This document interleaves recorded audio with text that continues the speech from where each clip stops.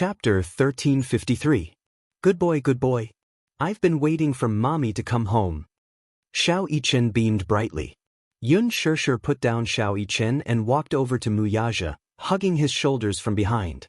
When did you come home? Mu Yaja naturally held her arm and replied indifferently, 4 o'clock. The moment he opened his mouth, Yun Shirshir could tell from his cold tone that he was not in a good mood. You seem to be in a bad mood? Mu Yaja narrowed his eyes. There was a flash of tiredness and anger in his eyes, but he quickly regained his composure and smiled.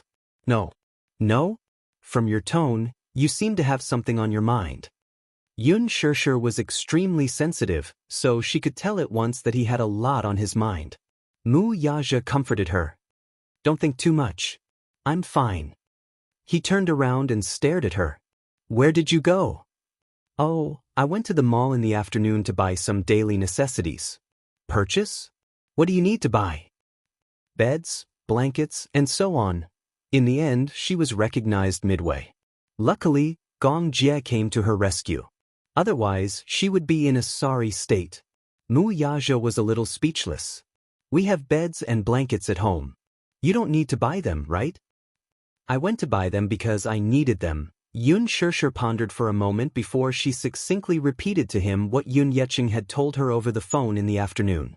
In the end, she smiled and said, Uncle has always taken good care of our family. Now that something like this has happened, I can't take care of much, but I'll try my best to satisfy your needs.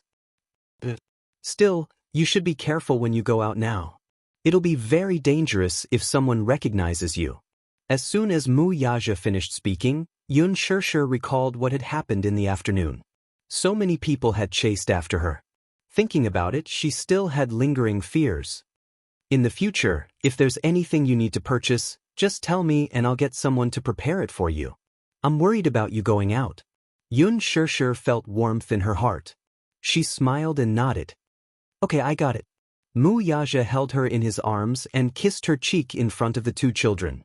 She nudged his shoulder and muttered in a low voice, Hey, restrain yourself a little. The children are all here. It doesn't matter. It's good to let them practice for a while. Practice for a while? Wasn't this education a little too early? Mu Yaja asked gently, Tonight, there's no cooking at home. Let's go out to eat. What do you want to eat? I can't think of anything at the moment. Yun Shirshir turned to look at Yu. Yu, what do you want to eat? I'll listen to Mommy. Mommy's boy number 1 answered. Yun Shirshir was silent for a moment before she asked Xiao Yichen, Xiao Yichen, is there anything you like to eat? I'll listen to Mommy too. Mommy's boy number 2 stood obediently. Yun Shirshir's eyes twitched. After thinking hard for a long time, she helplessly turned to look at Mu Yaja. Do you have any ideas? I'll listen to you. The number 1 wife slave looked at her gently and answered. Hey, did he have to be like this? Did he leave such a difficult problem like, where to eat tonight, for her to solve? After thinking about it, Yu and Xiao Yichen didn't like pizza. Mu Yaja should be sick of French cuisine. Chapter 1354. That night, Mu Lianjue felt uneasy. His uncle had booked a flight to San Francisco for him the next morning. In order to ensure his safety, he specially arranged for him to stay in a safe place. The reason why it was a safe place was that his uncle had arranged for him to stay in an extremely secluded military base. Not far from where Mu Lianjue was staying was where the army was stationed.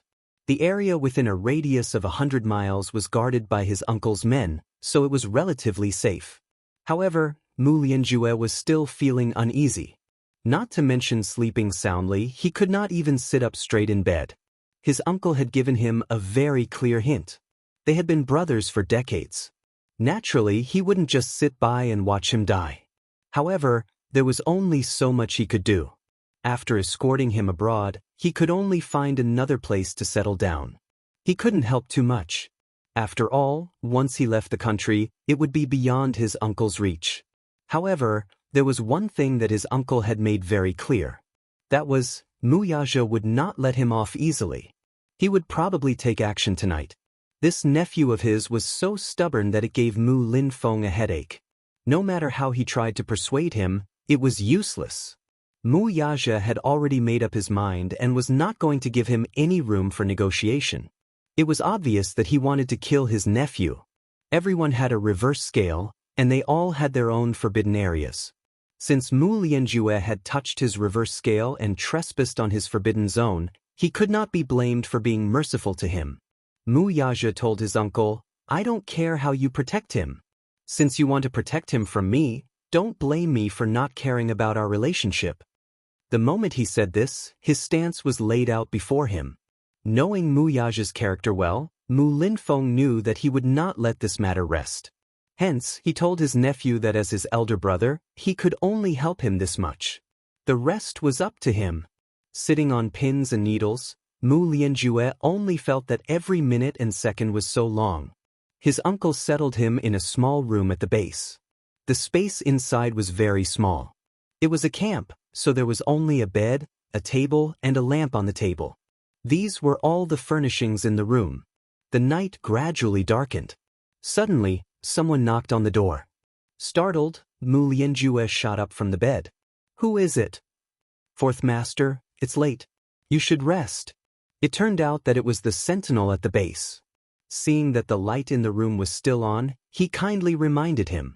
Mu Lianjue, who had lifted the rock up, dropped to the ground and half-heartedly said, "It's none of your business. Go and guard him obediently." "Understood," the sentinel's reply, and then left. The night-nights, outside the window. It was late at night, and the wind was getting stronger. Despite the tightly shut windows, Mu Lianjue's heart seemed to be flustered by the wind outside. He could not calm himself down. Outside the door Impatiently he said, "I'm not sleeping. Don't disturb me. Fourth Master Mu, please open the door." The voice outside the door was incomparably respectful and polite. Infuriated, he thought that the sentinel had come to poke his nose into other people's business again. He walked over and opened the door, only to see a group of fully armed mercenaries standing at the door with cold and unfriendly faces. Chapter 1355. It was as if something had exploded in his head. After a burst of blinding white light, he was left in a daze. "Fourth Master, come with us." That person's tone was icy cold, giving people a very strange feeling.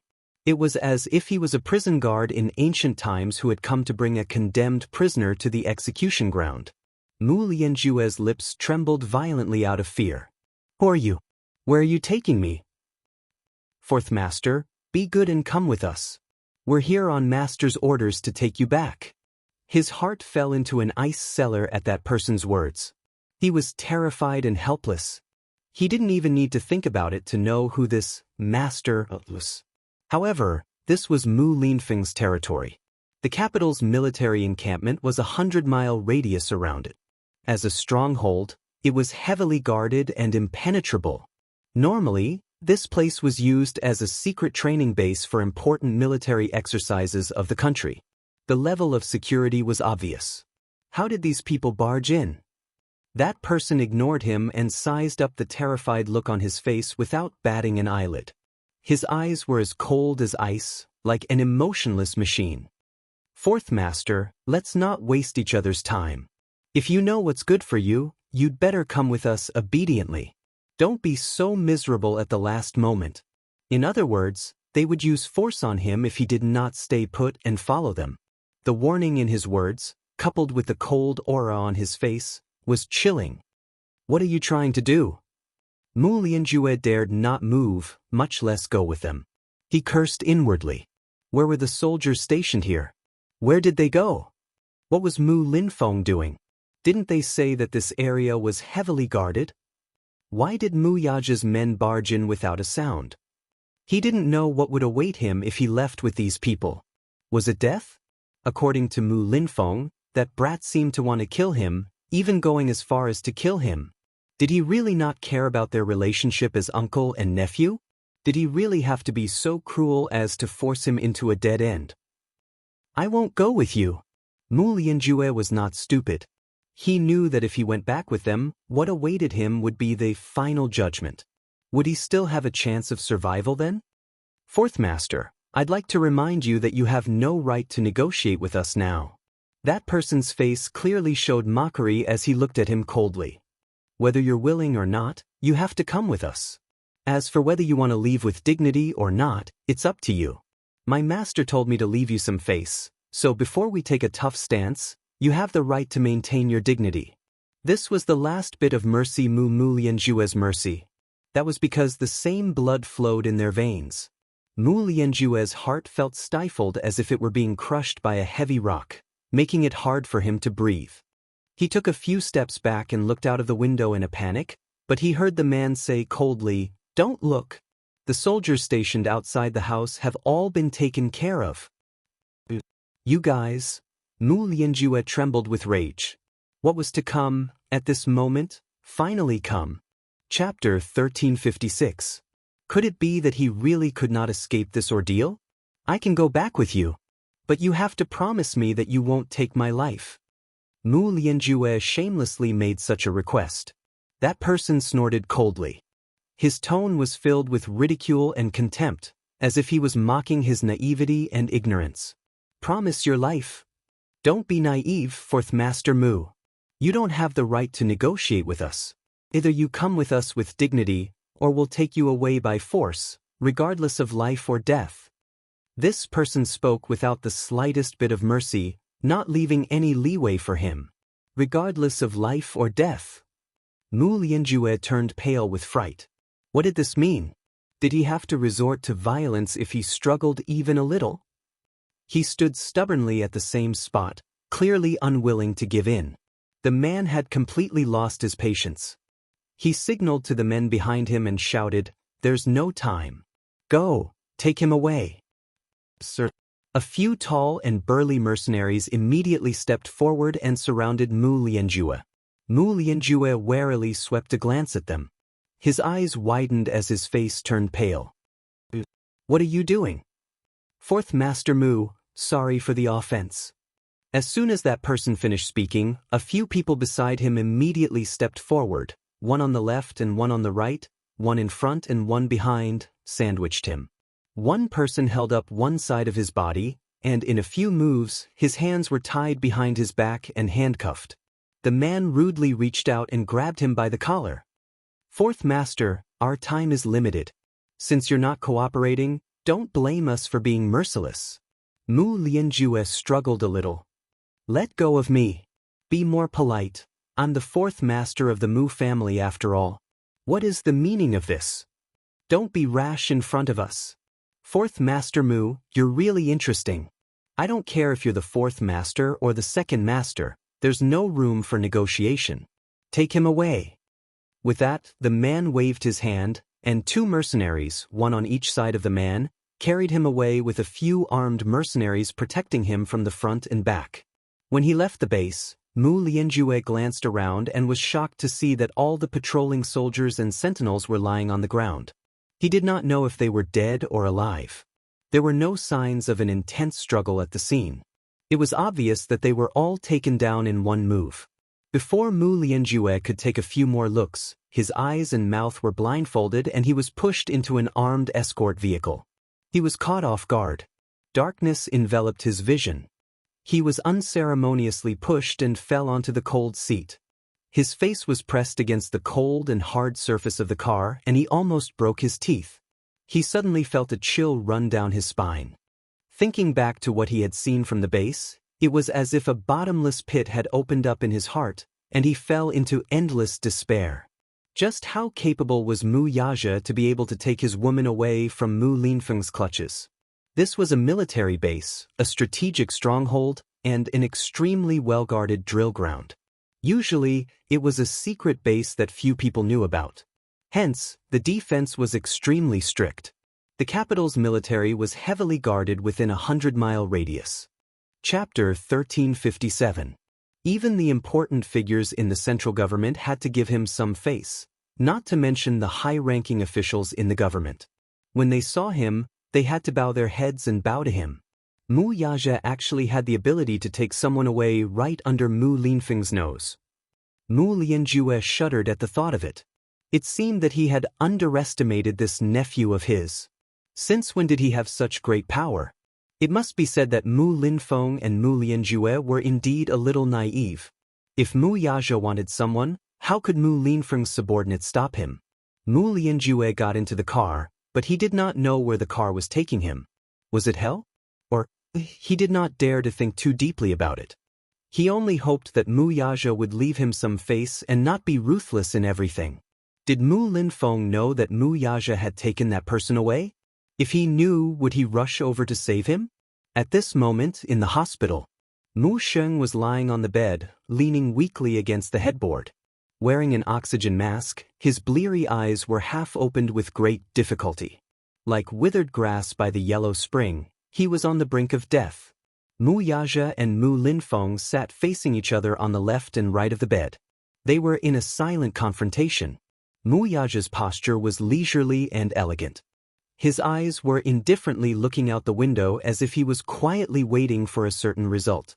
Mu Linfeng looked at him silently, sizing him up from time to time. Similarly, he was also silent as he waited for news from his subordinates. He only felt that the man sitting in front of him had too many unfathomable things about him. Grandpa Mu, on the other hand, was quietly sizing them up. His condition had worsened and he could no longer speak. The three of them formed a very strange scene. The air in the spacious ward was tense and stifling. Especially when Mu Yaja sat in the ward, his cold and imposing aura made one breathless. After a long period of dead silence, as if a century had passed, a ringtone broke the silence. Mu Linfeng was shocked. With a swoosh, he looked at Mu Yaja warily. Mu Yaja picked up his phone and dialed a number. On the other end, a subordinate reported in a low voice, "Boss, the person is already in our hands." It was very quiet in the ward, so Mu Linfeng could hear the voice from the phone clearly. Mu Linfeng turned pale with fright and stood up agitatedly. Mu Yaja glanced at him coldly, then said into the phone, "Watch him, I'll be right there." Spus. Mu Yaja hung up the call and looked up, only to see his uncle's extremely ugly expression. It was frighteningly dark. He smiled leisurely and elegantly asked, "What's wrong, second uncle? You have him." Mu Linfeng was so angry that his lips trembled. He really wanted to know how his nephew managed to take someone away from the heavily guarded and heavily surrounded military base. "Second uncle, your hearing has always been good. You should have heard it just now." Mu Yaja smiled devilishly. There was a hint of arrogance and cynicism in his smile, but more than that, there was a hint of arrogance and brashness that he had never shown in front of his second uncle. Chapter 1358. All this while, Mu Yaja had always been reserved and calm in front of him. As a junior, he had a good grasp of his bearing, keeping his sharpness and arrogance to be humble and docile. Now, however, he no longer concealed himself and fully displayed the sharpness of a ruler. For a moment, Mu Linfeng actually felt that the domineering aura emanating from him was too dazzling. Must you be so heartless and ruthless? Was there no room for negotiation at all? Mu Linfeng looked at him bitterly, still trying to persuade him to stay. Mu Yaja glanced at his uncle's gloomy face and sneered, too lazy to bother with him. "Yaja, you're too scary." Mu Linfeng shook his head in disappointment. "I never thought that you were such a heartless person. How could you be so cruel to this extent? He's your fourth uncle. We share the same roots and are connected by blood. How can you not care about our relationship?" He started to fear Mu Yaja in his heart. Today, he could get rid of him with his own hands. Then what about tomorrow? Would they use the same method to kill him?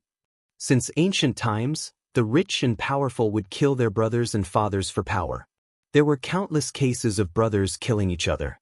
Mu Linfeng began to suspect if Mu Yaja had such treacherous ambitions. "Second Mu, don't flaunt your seniority and think too highly of yourself. I used to respect you as an elder, but don't use your status to oppress others and change the concept." Second Mu. Mu Linfeng was infuriated by his short form of address. How dare he call him Second Mu? After Mu Lianxing's death, no one in the Mu family had the seniority to call him Second Mu except for Mu Sheng.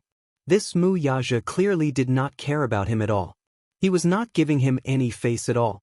Mu Yaja said coldly, "So, second uncle, You also know about the concept of sharing the same roots and being connected by blood. I thought you've completely forgotten about it. What do you mean by that? Mu Linfeng glared at him fiercely. Mu Yaja said sternly, Fourth Mu is the one who killed his brothers and his father. For the sake of seizing power, he's willing to do such treacherous things. With him as an example, I'm just imitating him. What's wrong with that? Mu Linfeng was suddenly at a loss for words. What? You're not saying anything. Didn't you want to defend him? I'll give you this chance. Today, I'll settle old and new scores with him. My father's death, my mother's death, Mu Qingqing's death, his instigation of Mu Wanru to poison Grandpa's medicine, and his assassination of my son. If I don't settle these scores with him, who else will I settle them with? Mu Yaja suddenly raised his eyes and swept them over with a piercing glare. Is it you? Second Mu. Mu Linfeng was forced to take 2 steps back by his chilly tone and fell into a chair. I've given you a chance. I've said before that it's your business to protect him. If you can't, you can only blame yourself for not being capable enough. He. Mu Linfeng was speechless. He could only shake his head and sigh. It seems that I'm really getting old. You're amazing. Chapter 1359. He cast a sidelong glance at him from the corner of his eye. His gaze was cold and threatening with a deep sense of disgust. Let bygones be bygones. Now that things had come to this, he had already let go of the grudges of the previous generation. Of all things, Mu Lianjue should never have touched his reverse scale. He should not have touched Yun Shirshir, let alone Mu Yichen and Yun Tianyu. They were forbidden grounds that he could not touch. He thought of how Yun Shirshir and Xiao Yichen were tortured by him until they were covered in wounds. Then, he thought of how Yu was almost separated from him forever by the assassin he had sent. Mu Yaja wished he could tear him into pieces, but even that would not be enough to appease his anger. Second Mu, you're being unfair. In your eyes, Fourth Mu is a brother and a brother. As for me, I'm just a pawn in your hands. That's why you can protect your brother and brother, but you don't need to care about a pawn's feelings. That's because a pawn only needs to listen to orders and doesn't need any extra feelings. Mu Yaja turned around and looked at him deeply. That's why, even if I'm in pain and despair, I shouldn't have fallen into your eyes. I don't want to be your pawn anymore. I have my feelings too. Fourth Mu has offended something he shouldn't have, so he naturally has to pay the price. Isn't that so? Mu Linfeng was stunned. Her embarrassment and anger, which had been exposed by the man, quickly surfaced on her face. Mu Linfeng's expression changed drastically. His hawk-like eyes brewed a terrifying storm as he bellowed, "Shut up!" Hehe. Mu Yaja's lips curved into a half-smile expressionlessly. Did I say something wrong? Haven't I always been a pawn in your eyes? There's no need to care about your feelings.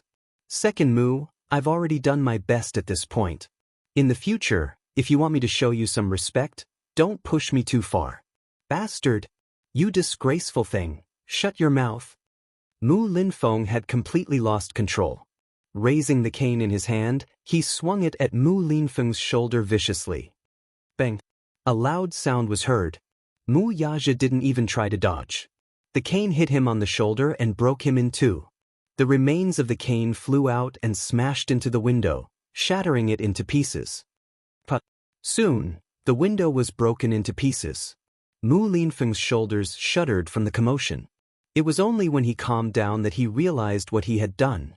He actually used the mahogany cane in his hand to hit Mu Yaja on the shoulder. When the old man on the bed saw this scene, he was unable to say anything. He could only close his eyes in exhaustion and disappointment. Aside from feeling regret, he felt even more pity. The sorrow of a wealthy family was once again vividly displayed before his eyes. Mu Yaja stood in front of Mu Linfeng expressionlessly. He didn't seem to be in pain at all, as if the cane didn't hit him. However, the coldness in his eyes was like the thick snow in winter. I owe you for this strike. Now that things have come to this, it's time to repay your kindness. With that, he smiled coldly and turned to leave. Mu Linfeng watched him leave and slumped on the chair. Chapter 1360. The car sped along the road. It came to an abrupt halt when it reached the highway junction. Mu Lianjue nervously looked left and right, his heart in his throat. The road in front of the car was blocked by a mysterious troop. In front of them was an extended Bentley. Behind the Bentley were 5 armored vehicles. 3 rows of fully armed mercenaries formed a line, tightly blocking the road and completely blocking the way. Yun Tianyu sat elegantly in the back seat of the Bentley with a glass of bubbling cola in his hand. Like a gentleman, he gently sucked on the straw and took a sip. Beside him, Vermilion Bird lowered her body and whispered in his ear, "The car has been stopped. Check if it's Mu Lianjue himself in the car." He ordered coldly. Yu had already made preparations beforehand. He knew that Mu Lianjue would be escorted out of the country to San Francisco tomorrow morning, so he decided to detain him tonight. However, by the time his men arrived, Mu Lianjue had already been taken away. The scene was littered with wreckage. The soldiers in the station were all taken down in one move. They were not dead and were still breathing, but judging from their injuries, the kidnappers were well-trained and skilled. They seemed to be the work of mercenaries. Yu immediately blocked all traffic and set up a strict guard at every intersection when he learned that Mu Lianjue had been kidnapped. What he did not know, however, was that it was Mu Yaja who had snatched his brother away. Sometimes, blood was a magical thing. It was unknown if the father and son had a tacit understanding, but they actually thought of the same thing. After the car was stopped, Deputy Zhou, Mu Yaja's subordinate, got out of the car. He could not help frowning at the scene before him. Just as he was in a daze, he saw a tall and handsome woman alight from the Bentley not far away. She had a head of neat blonde hair that was shaved to her ears. She wore a military vest that revealed her curvaceous figure. However, a cold and solemn murderous aura emanated from her body. It was like an invisible arrow shooting towards him. She took a few steps forward and the first thing she said was, "Who is the person in the car?" Vice Captain Zhou furrowed his brows. His expression was displeased, and he became vigilant. "Or you cut the crap. The people in the car, stay. All of you." The Vermilion Bird spoke. Her words contained a warning. Vice Captain Zhou's eyebrows furrowed even deeper. It was obvious that they wanted to snatch the person from his hands. This was really interesting. "Who are you?" "The people in the car were ordered to be taken away by our boss. We can't leave them behind." "I'm sorry, but I can't comply." "Long-winded." The Vermilion Bird coldly rebuked, "Hand her over." Vice Captain Zhou frowned, but from the corner of his eye, he caught a glimpse of the armband on Vermilion Bird's arm. On the armband was the emblem of Mercenary Paradise. In an instant he was stunned. Mercenary Paradise? That was one of the top mercenary organizations in the world. They were actually from Mercenary Paradise. Vice Captain Zhou froze for a moment, then swept his eyes over the crowd. He saw that the other side had more than a dozen men and horses. Their battle array was vast, and their aura was intimidating. Mercenary Paradise was known as the top demonic force. Mercenaries from Mercenary Paradise were invincible. If they really wanted to fight, the situation would be one-sided. ***. Chapter 1361. Deputy Zhou was well aware that the mercenaries from Mercenary Paradise were formidable. Moreover, the other party had more than a dozen people. If they were to confront them head-on, it would be a strenuous and unrewarding task. Thus, he immediately signaled his men with his eyes to send a signal to the headquarters to send back the coordinates. On the other end, Vermilion Bird quickly caught sight of this small movement from the corner of her eye.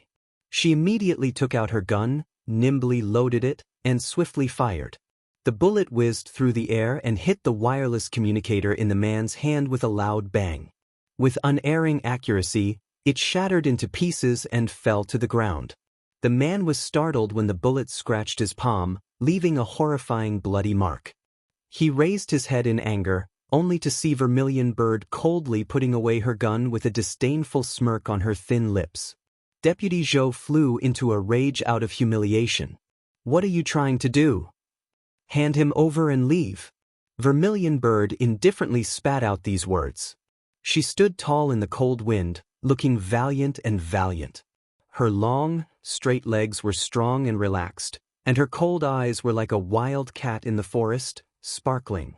Mu Lianjue, who was locked up in the car, did not know what was happening outside when he noticed that the car had stopped moving for a long time. He struggled to sit up and, with great effort, inched toward the car window. Arching his back, he used the friction of the car seat to remove the black cloth covering his eyes bit by bit. When he saw the scene outside through the window, his eyes widened in shock. Clearly, he was shocked by the scene before him. The two sides faced each other with swords drawn and soon fell into a stalemate. No one dared to act rashly. Both sides were mercenaries from top forces. Even if there was a gap in strength, it was not to the extent that it was too big. If they were to fight head-on, the gains would not make up for the losses. Deputy Zhou, who was also from the elite, had rich experience and been through hundreds of battles. He knew that biding his time and retreating in order to advance was the best way to do things. Although the wireless communicator was damaged, the signal was still sent out quickly. Mu Yazhe was on his way to the scene when he received the signal. He could not help but frown when he learned that a mysterious team had appeared at the highway intersection and completely blocked off all escape routes. It seemed that they were going to kidnap someone. A mysterious team? Mu Yazhe was surprised. The information he received was limited, so he did not send many people. However, all of them were elite soldiers from the world's top mercenary group. They were one of the troops that he had groomed, and their strength was not shallow. However, from the signal sent by Vice Captain Zhou's subordinate, it seemed that they had encountered some crisis. Mu Yazhe was surprised. At the same time, he dispatched people as fast as he could. He even got a special car and rushed to the destination. Obviously, he did not know who had created this mysterious troop. Yun Tianyu had obviously underestimated Mu Yazhe's ability. He thought that Mu Yazhe was unaware of this matter. The news of Mu Lianjue's flight to San Francisco the next day was confidential information that he had obtained by hacking into his uncle's email. Mu Linfeng was clearly trying to cover for Mu Lianjue to leave the country. Naturally, Yu would not let Mu Lianjue go. One must know that once Mu Lianjue left the country, it would not be so easy to control him. There was no way he would let him go. Chapter 1362. Speaking of which, according to seniority, he seemed to be addressing Mu Lianjue as his fourth granduncle. He had to admit that his fourth granduncle's ruthlessness was an eye-opener for him. Killing one's brother and father was a cruel act that only happened in the royal family in ancient times, yet it happened right before his eyes. He would never let it go. However, the father-son pair had apparently overlooked a more important person, Mu Linfeng. When Mu Linfeng learned that Mu Yazhe's men had abducted someone from the military base, he flew into a rage and quickly sent out a group of soldiers to chase after them. After leaving the hospital, he took a private car to the military base. According to the report from his subordinates, the base had been purged. The so-called purge meant that all the soldiers stationed at the base had been taken down. Fortunately, Mu Yazhe had specifically instructed them to show mercy, so they did not deal too heavy a blow and did not cause too many casualties. Soon, news came from the front line that several armed escort vehicles had been stopped by an equally mysterious force at the southern entrance of the Jingbei Expressway. The two sides were in a standoff, and the situation was in a stalemate. He immediately felt that something was amiss, so he immediately mobilized the local police force and made a call to the capital's military headquarters to dispatch another group of men to the southern entrance of the Jingbei Expressway. At the same time, Mu Yazhe was also rushing to the destination. He was quite far away, so it would take him half an hour to reach the destination even if he hurried. On the way, Lu Jinyu gave him a call to inform him of this matter. Chief, Mu Linfeng has dispatched a group of men to the expressway. Mu Yazhe quickly took this matter seriously. At first, he suspected that the mysterious troop that had blocked the convoy at the highway junction might be from Mu Linfeng's forces. However, when Lu Jinyu told him that Mu Linfeng had mobilized manpower from the military and rushed over, his heart skipped a beat. What was the origin of that mysterious force, then? Hence, he stepped on the accelerator and drove the car to the highest speed. He could not allow Mu Lianjue to leave the country under his watch. The car sped along the way, breaking countless rules and running countless red lights. However, his car had a military license plate, so even if the traffic police saw it, they would not chase after him. After all, the military had special privileges in certain aspects. It was important to note that the local police system and the military were separated, each doing their own thing.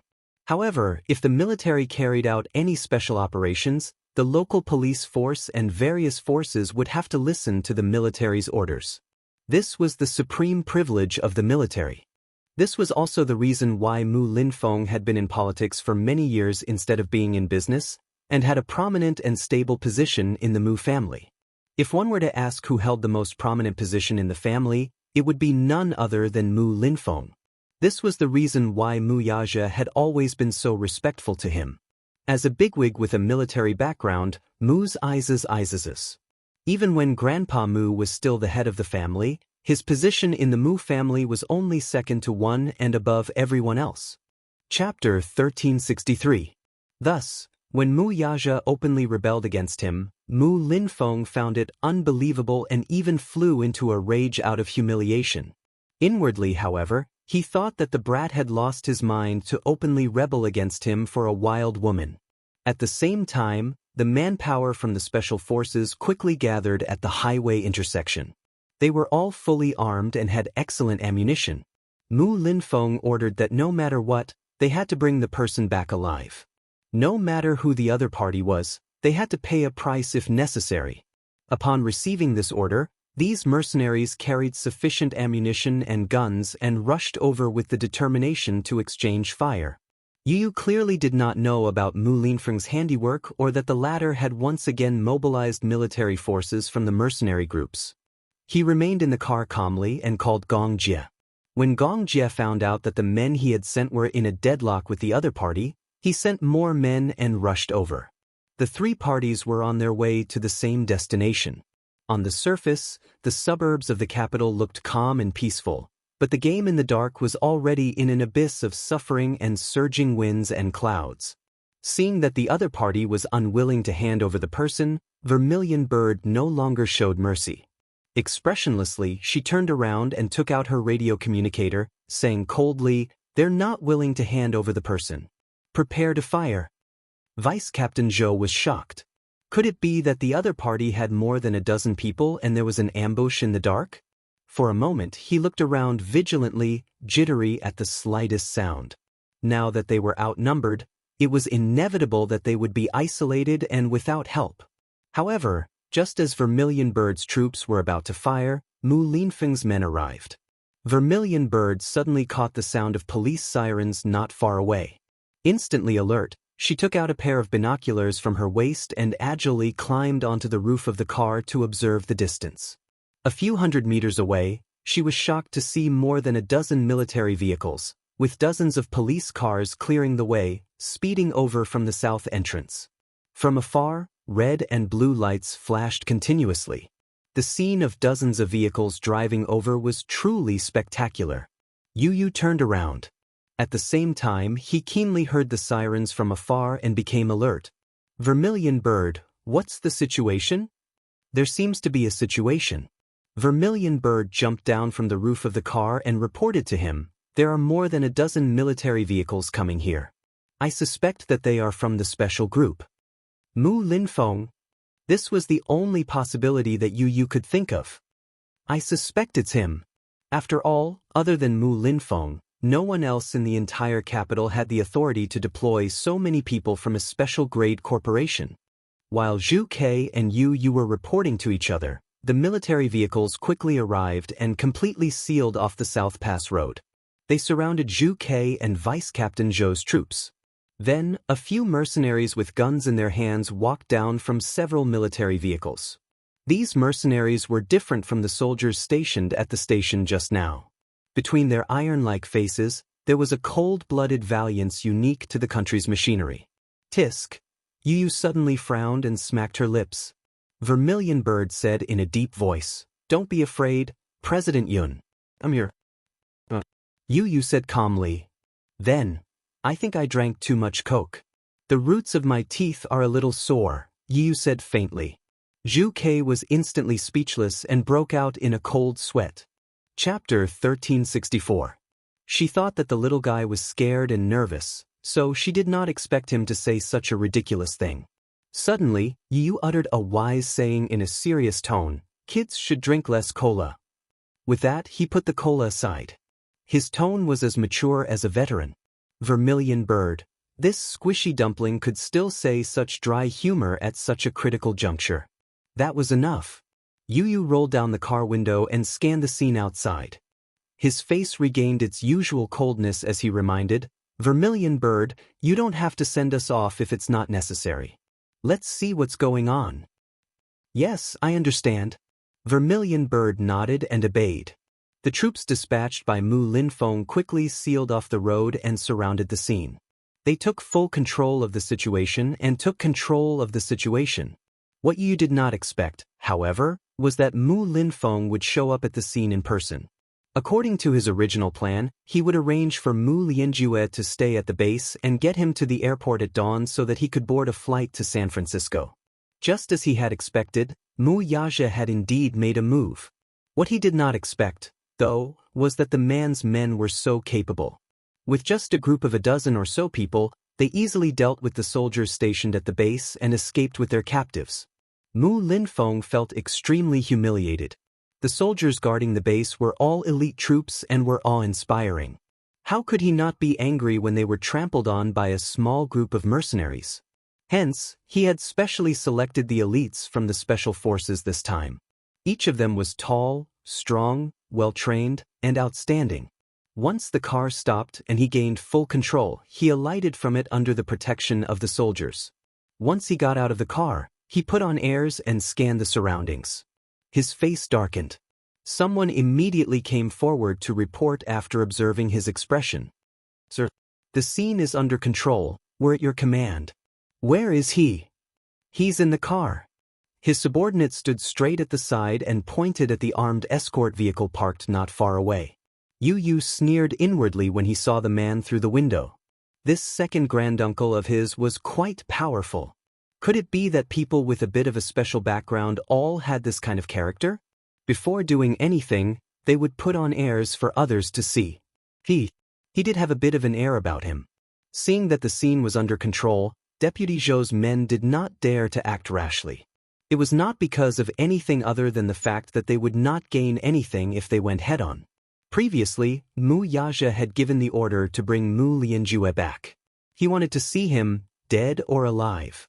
As mercenaries, their employer's orders were absolute and could not be disobeyed.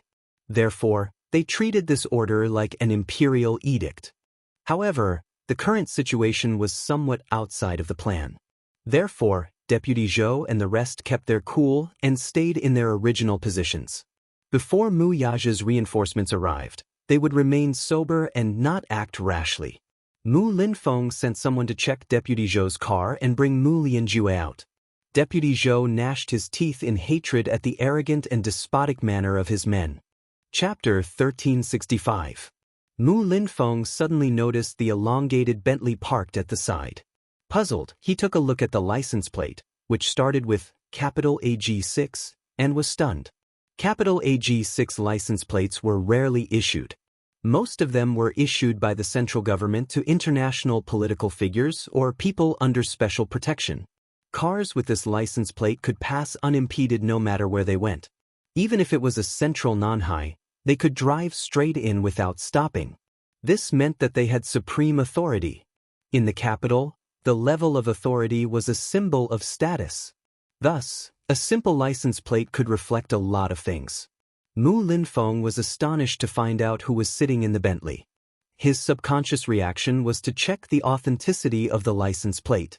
This was because even with his qualifications, it was impossible for him to obtain such a high-level license plate.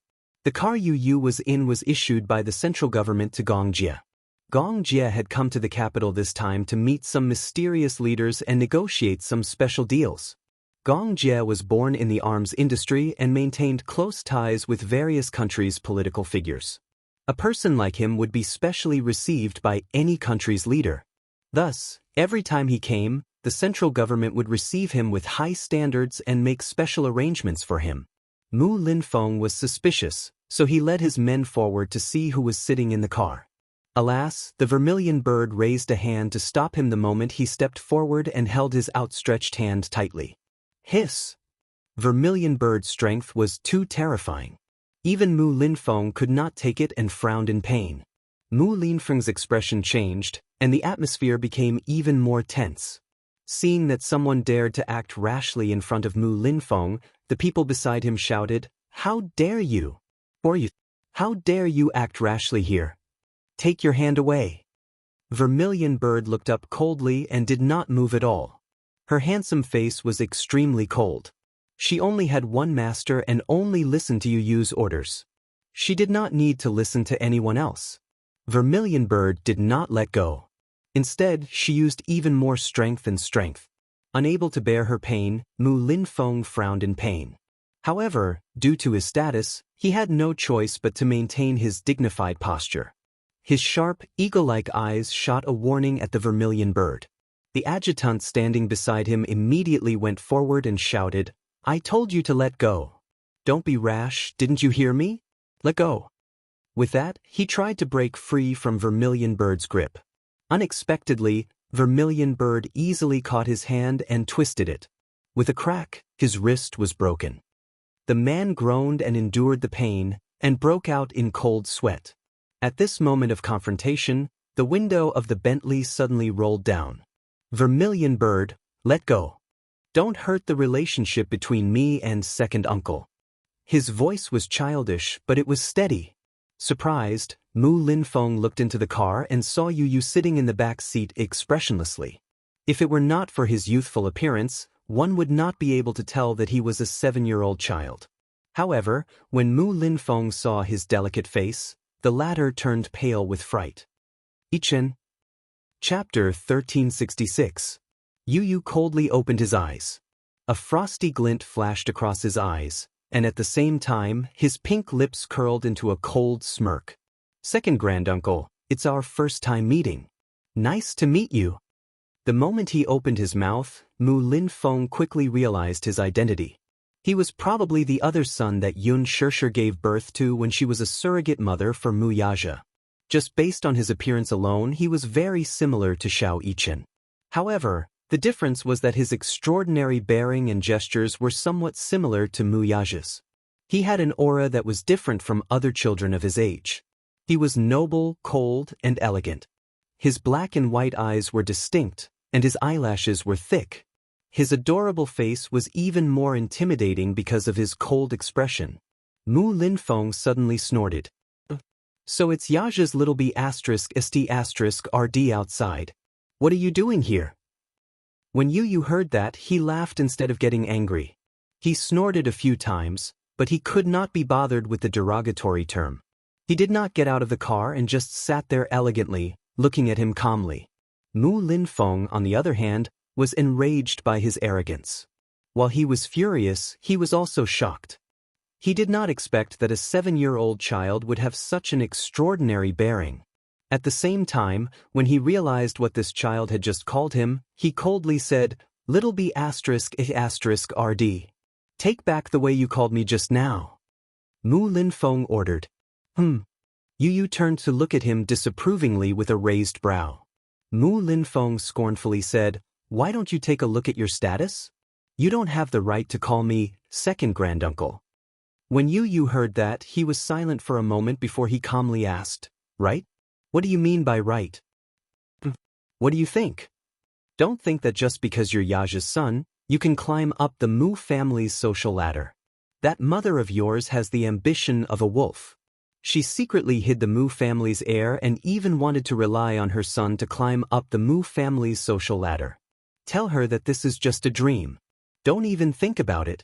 The arrogant and disdainful words resounded in his ears like thunder. The disdain in his words was obvious. Clearly, Mu Linfeng rejected the child from the bottom of his heart. Don't think that just because you're a child of the Mu family and have the blood of the Mu family flowing in your veins, you can openly step into the Mu family's doorstep. You don't have the qualifications. Mu Linfeng's voice was cold to the extreme. Yu found it funny. She couldn't help but smile. Her pink lips curled into a disdainful smile. Her eyes were cold. I don't know how high the Mu family's branch is. However, I've seen how thick-skinned second granduncle is. Ha! What did you say? Mu Linfeng was furious. What do you mean? I meant it literally. Second granduncle is so knowledgeable, but you can't even understand basic human language? Yu's words were like pearls, and the ridicule in her tone was equally unrestrained. Mu Linfeng scolded, B***RD. I'm here, you don't have the right to act rashly. Chapter 1367. These words completely enraged Mu Linfeng, to the extent that he could not restrain his anger in front of so many people. He lost his poise and scolded, little bastard. Mu Linfeng was infuriated because he detested Yu. If not for Yu's appearance, perhaps his plan would not have been completely disrupted. His appearance was the biggest failure of this plan. If not for him, he would not have been in such a passive position. Yu smiled elegantly when he heard this. It was as if he was not angered by Mu Linfeng's ungentlemanly insult. He only said meaningfully, I finally understand what that saying means. Mu Linfeng glanced at him coldly from the corner of his eye. However, Yu continued unhurriedly, I've been working so hard to stay away from idiots like you. Then, the little lad glanced at him expressionlessly from the corner of his eyes, as if he was implying that Mu Linfeng was the person he was referring to. He rarely swore, but since Mu Linfeng had humiliated him, why couldn't he humiliate him back? After being insulted again and again, it wasn't his style if he didn't show them some face. Mu Linfeng's face darkened as soon as he said that. Even a ghost could tell that this brat was trying to humiliate someone with his words. How dare you? Mu Linfeng's lips twitched in anger. He glared fiercely at him, trying to intimidate this 7-year-old boy with his authority. If you dare to be rash again, I'll do you right here and now. Really? Second granduncle, do you have that much authority? Yu's pink lips curled into a gentlemanly smile. What are you going to do about me? Let's wait and see. I'll do you for the sake of the Mu family, you vile spawn. The Mu family won't allow a vile spawn like you to sully our dignity. As Mu Linfeng spoke, he waved his hand. The adjutant beside him whipped out a gun from his waist and raised his wrist. The black muzzle was instantly aimed between Yu's brows. Yu sat calmly in the car, neither shocked nor angry. Even when the cold muzzle was aimed at her forehead, she did not lose her composure. Her calm demeanor shocked Mu Linfeng even more. This child, at such a young age, had an extraordinary spirit. Vermilion Bird looked up and saw the adjutant taking out his gun. In the next second, she raised her Desert Eagle and aimed it at Mu Linfeng's forehead. The moment she raised her hand, all the soldiers around her raised their guns and aimed at her. They were on high alert. If Vermilion Bird made the slightest movement, they would be ready to shoot at any time. Protect the chief! The adjutant shouted. The order had already been issued, and all the soldiers were on full alert. Second granduncle, don't blame me for not reminding you of something. Yu sat in the car with his eyes lowered. At this moment, the surroundings were quiet, so his tender voice sounded especially clear and powerful. If you touch a strand of my hair, you'll be shot into a hornet's nest in the next second. After saying that coldly, Yu pursed her pink lips and smiled elegantly. She narrowed her eyes and smiled innocently and adorably. Do you want to try? In her seemingly innocent smile, her eyes were as clear as a fawn's, but there were too many things that made people's hearts palpitate. Chapter 1368. Mu Linfeng's lips stiffened and he pursed his lips tightly. He was once a ruthless character who had been through desperate situations. Hence, when Yu said those words, he subconsciously sensed a murderous aura lurking around them. It was surging in the dark and chilling. There was actually an ambush.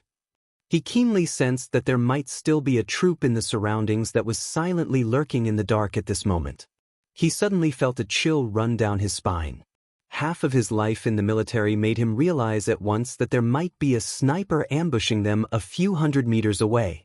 Perhaps there was a sniper hiding in the dark, aiming at the space between his eyebrows with his sniper scope open. That was why the child had said those words so carelessly. If you touch a strand of my hair, you'll be shot into a hornet's nest in the next second. His mind was in a mess. His nerves were all over the place. It was not because of anything else other than Yu sitting in the car calmly. Even if he saw the child's tender face and innocent smile, his every move exuded extraordinary charisma. Could these people be his men?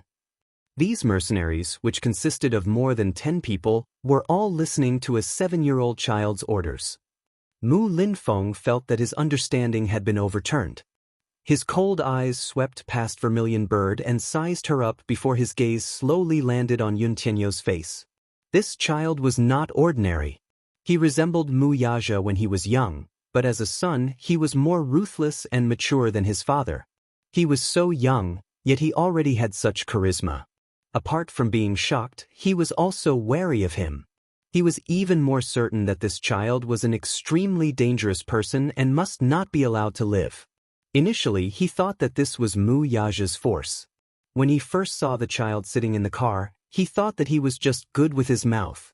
However, Mu Linfeng was half a beat slower to react, and his heart instantly froze.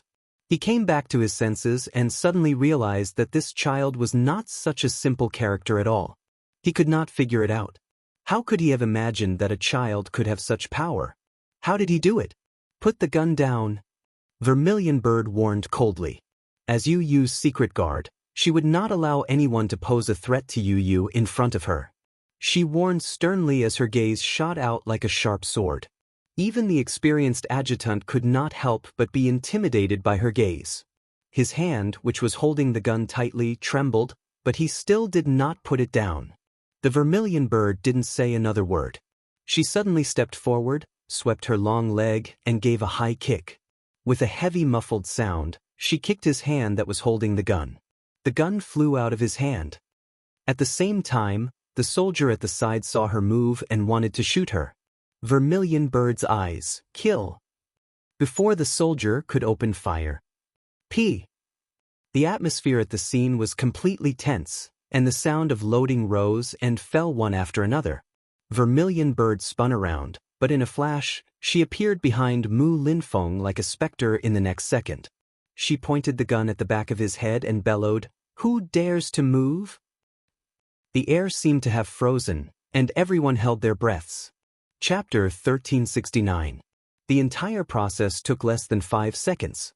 Vermilion Bird's movements were so nimble that it made one's scalp tingle. Fast as lightning. It made one's heart beat faster. They had already experienced Vermilion Bird's ability with just a glance. No one dared to be sure that their movements were faster than the bullets in her pistol. Hence, no one dared to make a move the moment she gave her order. Yu raised a brow and shrugged innocently. She rebuked, "Everyone, be obedient. Vermilion Bird is very fierce. If anyone disobeys, the bullets won't have eyes." Mu Linfeng's face darkened further. His son's arrogance made him gnash his teeth in hatred, but he could do nothing to him in this situation. In fact, looking at the scene, Mu Linfeng's men had the advantage in numbers. There were at least a dozen cars worth of military equipment. In terms of headcount, they did not lose to Yun Tianyu. The reason why he dared not act rashly was that Yu had arranged for a sniper to ambush him in the dark. Perhaps someone was aiming at the space between his eyebrows right now. With Vermilion Bird behind him, even if he had the advantage in numbers, he would not be able to gain any benefits. Mu Linfeng dared not make a move, and the situation came to a standstill.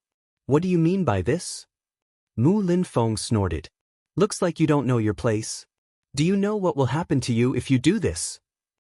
"Second uncle has a high position and a noble status. I know it very well." Yu smiled faintly.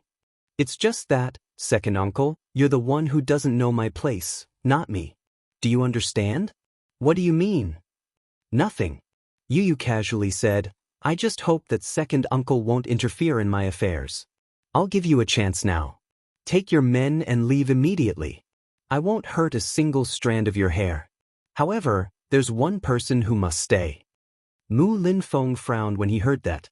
Without thinking, he knew who the person Yu wanted him to stay was. It seemed that this lad was here for fourth Mu too. At that moment, he suddenly realized what Yu had said. Second granduncle, you're the one who hasn't figured out my identity, not me. Do you understand? Did he not know who he was? Who was this child?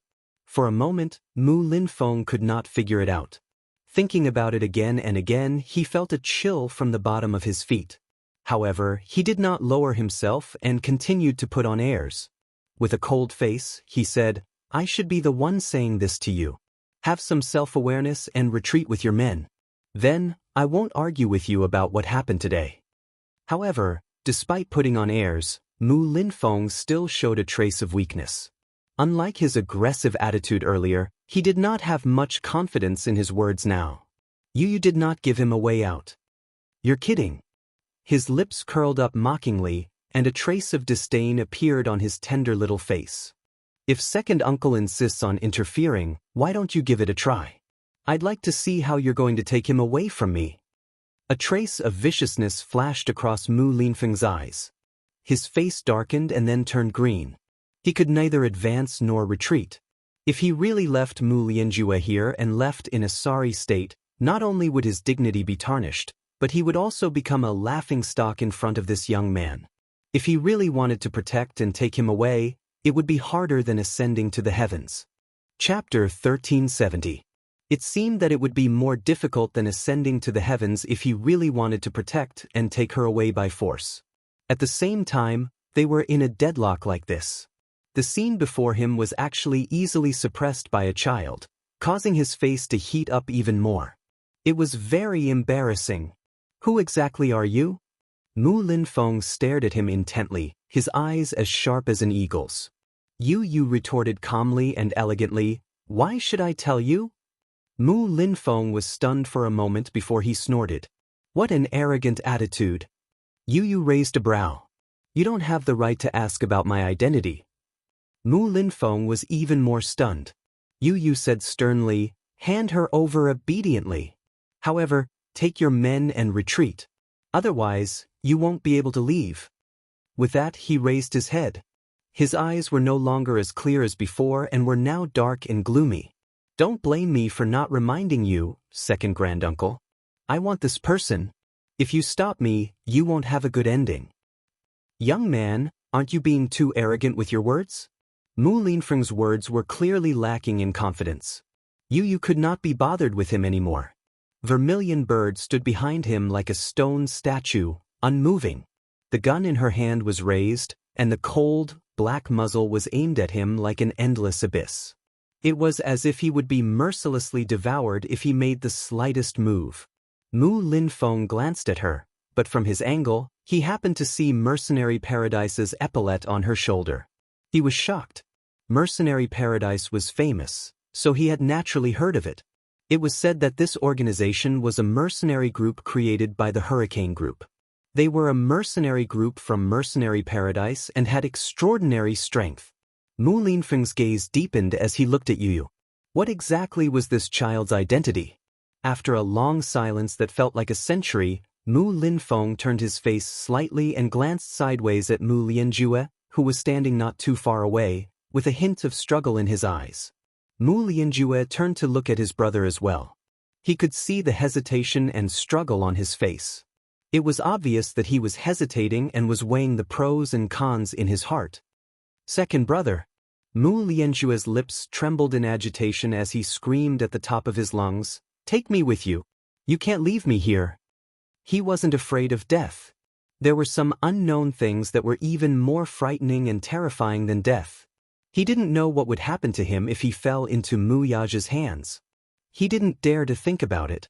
Plus, he was unwilling to accept it. He was unwilling to lose just like that. Upon hearing his voice, Mu Linfeng frowned and felt a sense of irritation rise within him. This thing is a hindrance. Unable to accomplish anything, but good at spoiling things. It seemed that this was fourth Mu's fate. Even if Mu Linfeng was unwilling to admit it, he did not want to throw his life away for nothing. Although he did not believe that this 7-year-old child could do anything to him, looking at the situation before him and thinking about Yu's warning in his heart, he was ultimately defeated and did not dare to gamble with his life. He was surprised that this child had such power and ability, but his heart also palpitated at the deterrence in the child's words. He did not quite believe it, but he did not dare to doubt it. Chapter 1371. Mu Linfeng sucked in a deep breath of cold air and said in an extremely pathetic voice, "Fine. I'll take my men away." Mu Lianjue exclaimed the moment he finished speaking. "Second brother, do you really believe that child's words? He's just a 7-year-old child, how can he scare you? Second brother, he's just a child, how can you believe his words?" Mu Linfeng reprimanded, "Shut up." Mu Linfeng did not want to waste his breath on him. He was already embarrassed from retreating in such a sorry state. Now, his brother's questioning made him even more embarrassed. He had been rebuffed time and time again, especially by this 7-year-old child, who did not leave him any face at all. He no longer had any face left. Mu Lianjue's few words had completely stripped him of what little face he had left. Thus, he ordered coldly, "Retreat." The moment he said that, the soldiers at the scene withdrew their stance. Mu Linfeng turned around and walked toward the car. Mu Lianjue immediately ran toward him, blocked his path, and grabbed his shoulder. "Second brother, are you really so heartless? Are you going to leave me here just because of that child's one-sided words?" Mu Linfeng sneered and retorted, "He's just a child. Why are you so flustered?" Mu Lianjue was taken aback by this unexpected slap in the face. In fact, even though he was facing a 7-year-old child, he felt an inexplicable fear from the bottom of his heart. It was just that he was unwilling to admit it. He was actually afraid of a child. He was afraid of a 7-year-old child. Mu Linfeng brushed his hand away and was about to leave. Seeing that he really did not care about him anymore, Mu Lianjue's heart twisted with hatred as a sinister and dark rage surfaced on his face. He abruptly turned around and dashed forward to grab Mu Linfeng's shoulder from behind. Following the momentum, he turned around and stuck close to him. His left hand gripped the man's throat while his right swiftly snatched the gun from Mu Linfeng's waist and pressed it against the latter's temple. In just a few seconds, he had turned the tables on the man. "Second brother, since you're so heartless, don't blame me for being ruthless." Grabbing his throat with one hand and pressing the gun against his temple with the other, Mu Lianjue bellowed malevolently, "Back off, all of you." Mu Linfeng was greatly taken aback. He did not expect that his nephew would dare to do this. Did he think that he could escape unscathed by using him as a hostage? His heart turned cold. He cursed in his heart. This heartless and unscrupulous bastard. To think that he had cared about the decades of brotherhood and brotherhood that he had given him advice to find a way out for him. He had even gone so far as to fall out with Mu Yaja. In the end, he had repaid his kindness with ingratitude. "Bastard! What are you trying to do?" Mu Linfeng roared in shock. "Let go! Idiot! Second brother! If we're going to die, let's die together." Mu Lianjue's face turned livid as if he had gone mad. His eyes, in particular, were bloodshot. His voice was as shrill as a malicious spirit's. Chapter 1372. The scene went out of control once more. No one had expected things to develop in this direction. After a moment of stunned silence, the crowd went on alert and aimed their guns at Mu Lianjue. His lips curled into a bloodthirsty smirk as he tightened his grip on Mu Linfeng's throat. His knuckles tightened as he pressed the gun muzzle against the latter's temple. He was ready to fire. "Tell them to put down their guns," he threatened. Mu Linfeng remained silent. His face was flushed red from suffocation, but even so, his lips remained tightly pursed and he did not loosen his grip. "You really think I won't dare to kill you, don't you?" Mu Lianjue's voice grew colder. "At most, I'll drag you down to hell with me if I die. Tell them to put down their guns. Do you hear me? Do you hear me? Musi, are you crazy? Are you?" Mu Linfeng spat out a few words with difficulty as he glared at him with bloodshot eyes. Like an enraged beast, he flew into a rage. Mu Lianjue sneered. "Second Mu, cut the crap. I told you to order them to put away their guns. Do you hear me? I don't have the patience. Tell them to put away their guns. Put away their guns." As he spoke, he tightened his grip on Mu Linfeng's throat and exerted more force with his fingers, as if he wanted to stab the latter's throat. Mu Linfeng grunted in pain and struggled for a while before raising his voice. "Put away your guns." The moment he gave the order, his subordinates exchanged glances. However, no one dared to disobey Mu Linfeng's orders. Thus, they all put away their guns. "Give me a car." Mu Lianjue issued a second order, but this time, he was like a trapped beast on the verge of death. Mu Linfeng gritted his teeth, angry at his cowardice, but more than that, he hated himself for having misjudged him. Yu burst into laughter when she saw this scene. It was rare to see a dog-eat-dog scene. Today, however, he had seen what a real dog-eat-dog fight was. The flood rushed against the Dragon King's temple, and they were fighting against each other. Had Mu Lianjue lost his mind? Did he think that he could escape unscathed just like this? Dream on. Just as Yu was about to open the door and get out of the car, Lisa suddenly grabbed his hand and shook her head at him. "Danger." She spat out 2 words. Yu smiled and said calmly, "What's there to be afraid of? You'll protect me." While Lisa was still in a daze, Yu had already pushed open the door and stepped out of the car. The scene fell into a stalemate and the air froze. Mu Lianjue held Mu Linfeng hostage as he yelled, "Give me a car." "Did you hear that?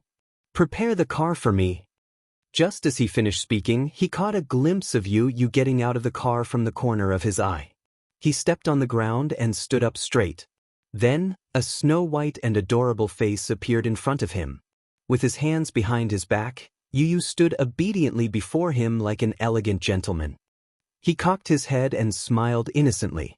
"Fourth granduncle, we've just met and you're already in a hurry to leave.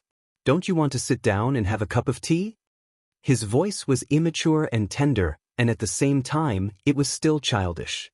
However, his tender voice revealed a strand of coldness that caused one's hair to stand on end, and it froze one's heart. Chapter 1373. Mu Lianjue snorted.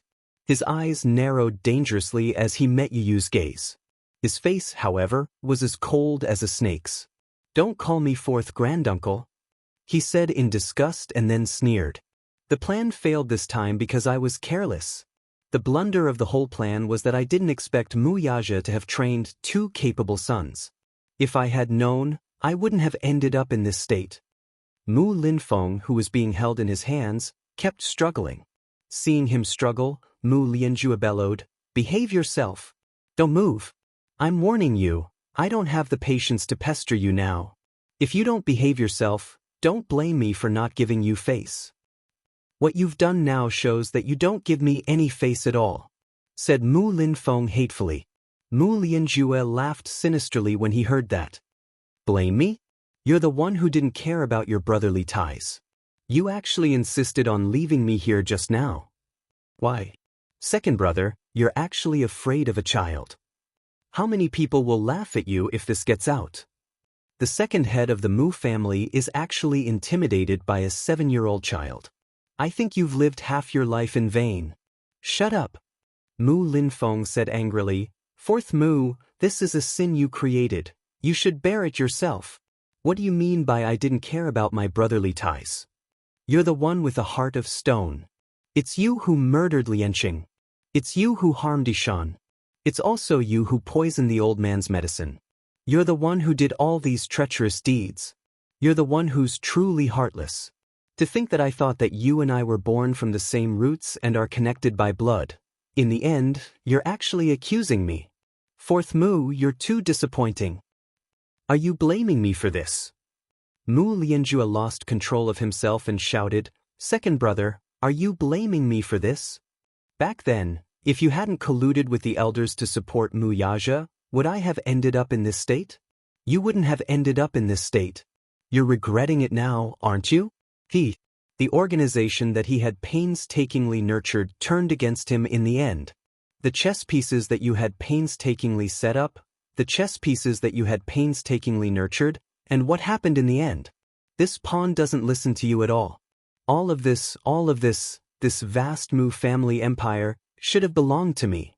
Originally, all of this could have changed for the better. In my hands, the Mu group will become even more powerful and majestic. However, you actually supported a chess piece to rise to the top. Mu heir, it seems that this is also your ambition. You want to use Mu Yaja as a puppet to take over the vast territory of the Mu clan. The more Mu Lianjue spoke, the darker Mu Linfeng's face became. He bellowed, "Shut up." What? Was he angry out of humiliation? What I said is the truth. In terms of ambition, how can I compare to you? Mu Lianjue narrowed his eyes, his voice sinister. His voice was incomparably cold, revealing a bone-chilling hatred. If it weren't for your foolishness, I wouldn't have ended up in this state. Second Mu, if I must die here tonight, then all of you will have to die with me. How foolish. Fourth Mu, you're really too disappointing. Mu Linfeng shook his head and sighed, his face full of disappointment. Chapter 1374. Mu Linfeng only found it laughable. His lips twitched for a while before he said coldly, "I only know one thing. The evils committed by the heavens can be defied. The evils we bring upon ourselves are the hardest to bear." Do you think that you can completely shirk your responsibility by saying this? Or do you think that I'll let you off just because you said this? Wishful thinking. Mu Lianjue laughed sinisterly. At this moment, he was already in a state of madness. Mu Linfeng felt a chill in his heart. The evening wind kept blowing a bleak chill, but it could not overcome the coldness in his heart. His lips curled up as the mockery in his eyes turned into helplessness. He let out a long sigh, helplessness appearing on his weathered and battered face. Fourth Mu, as your elder brother, I only have one piece of advice for you. Stop it while it's still early. What you're doing is meaningless. You shouldn't have done that back then either. Do you know that what you did was akin to patricide? It's treason. All the more you shouldn't have done it now. I don't want to hear all this from you. What's the point? Mu Lianjue's eyes reddened. The position of the Mu family's head was supposed to be mine. It was mine. Do you know how long I've worked to become the Mu family's head? Do you know how hard I've been living for the past few decades? That old fart, however, negated all my hard work and effort with just a few words. Then, what's the point of all my hard work all these years? What about you? You actually supported Mu Yaja to become the head. Was I not even comparable to a 20-year-old kid back then? You're gravely mistaken about that. You're merely gauging the heart of a gentleman with a cautious heart. Mu Linfeng paused, his face twitching a few times before he continued. I admit that I did neglect your feelings when I nurtured Yaja and supported him to become the head of the family. You're also right about part of the reason why I nurtured him to become my power. My motives were indeed impure and selfish. However, it's definitely not what you said. At that time, the Mu family's power was changing and I wanted to stabilize it. That's why I chose this child. In fact, in my eyes, Yaja was an outstanding child. Facts have proven that I wasn't wrong. This child is indeed very outstanding, better than you. There's no doubt about that. Thus, even now that he's gone against my wishes, I don't regret standing up for him and supporting him. As you can see, the Mu group has been growing stronger and stronger in his hands. The changes in the Mu group were obvious to all. Back then, if it weren't for him, the Mu group wouldn't have been able to survive that crisis unscathed. My heart is with Mu group, and Mu group is the most important. Perhaps, to you, these words may sound a bit pompous, but they are my true thoughts. If the Mu group can become a core business empire in his hands, I will have fulfilled my wish in this life. Mu Lianjue's eyes narrowed in anger as the corners of his lips twitched. His face looked especially hideous as his eyes slowly coiled around his neck like a venomous snake. What a great idea! Mu heir, if you say you have no selfish motives, who would believe you? You don't have to say such high-sounding words here. Chapter 1375. No matter what you do now, there's no turning back. It's time for you to pay back your sins. I know that I've been utterly defeated. Yes, I've failed. Still, do you think I'll let you off just because you said this? There was a hint of hysteria and madness in his smile as if he had been possessed by a demon. Even if I'm going to die here tonight, you'll die with me and be buried with me. This was his character. Even if he was destroyed, he would drag others down to hell with him. At the very least, it would not be a loss if he dragged Mu Linfeng down with him. If he could drag Yun Tianyu down with him, then this deal would be worth it. Mu Lianjue opened his bloodshot eyes and stared fixedly at Yu Yu, who was standing in front of him, with a sinister smile. Yu Yu, who was standing in front of him with his hands behind his back, was as elegant as a little gentleman. He had a delicate and handsome face and was as adorable as snow. His features were extremely similar to Yun Shishir's and, similarly, Mu Yaja's charm. This child was Yun Shishir's true love and Mu Yaja's most beloved son. Since Mu Yaja wanted to destroy him, he would not let him off either. If he wanted to die, he would not let Mu Yaja have an easy time either. At the thought of this, his lips trembled, and a hard object could be vaguely seen squirming under his lips. Suddenly, he hooked his tongue and bit on a remote control device in his mouth. A maniacal hatred flashed across his eyes. Yu Yu was startled by his sudden action. He furrowed his brows in puzzlement. However, when he saw the remote control device between his lips, his heart skipped a beat and his face froze. What was that? It was a small remote control device. It was pocket-sized, yet he had been holding it in his mouth all this time? What is this? He questioned in a low voice, full of wariness. Yun Tianyu, you're so smart, you should be able to guess what this is, right? Mu Lianjue's eyes were bloodshot as he held the remote in his hand. Come here and I'll tell you what this is. Yu Yu frowned and said coldly, why should I go there? Mu Lianjue smiled sinisterly and spat, of course. If I press this button, you will lose your dear mommy and brother forever. Yu Yu was stunned. Her face turned pale and she asked in disbelief, what did you say? What? You don't believe me?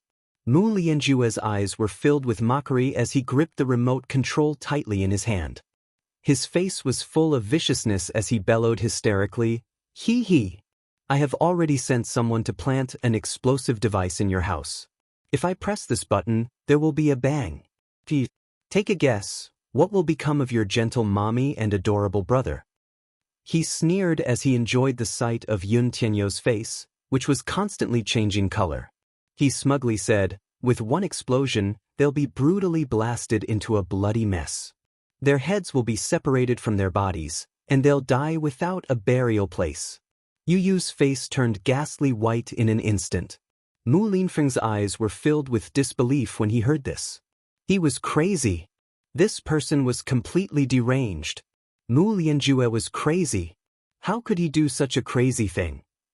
Chapter 1376. Vermilion Bird sized up Mu Lianjue's sinister expression and hurried to Yu Yu's side. Squatting down, she whispered into his ear, Director Yun, calm down. Don't believe him so easily. This man might be trying to trick you. She told him all the worries in her heart. She did not know what he was holding in his hand either.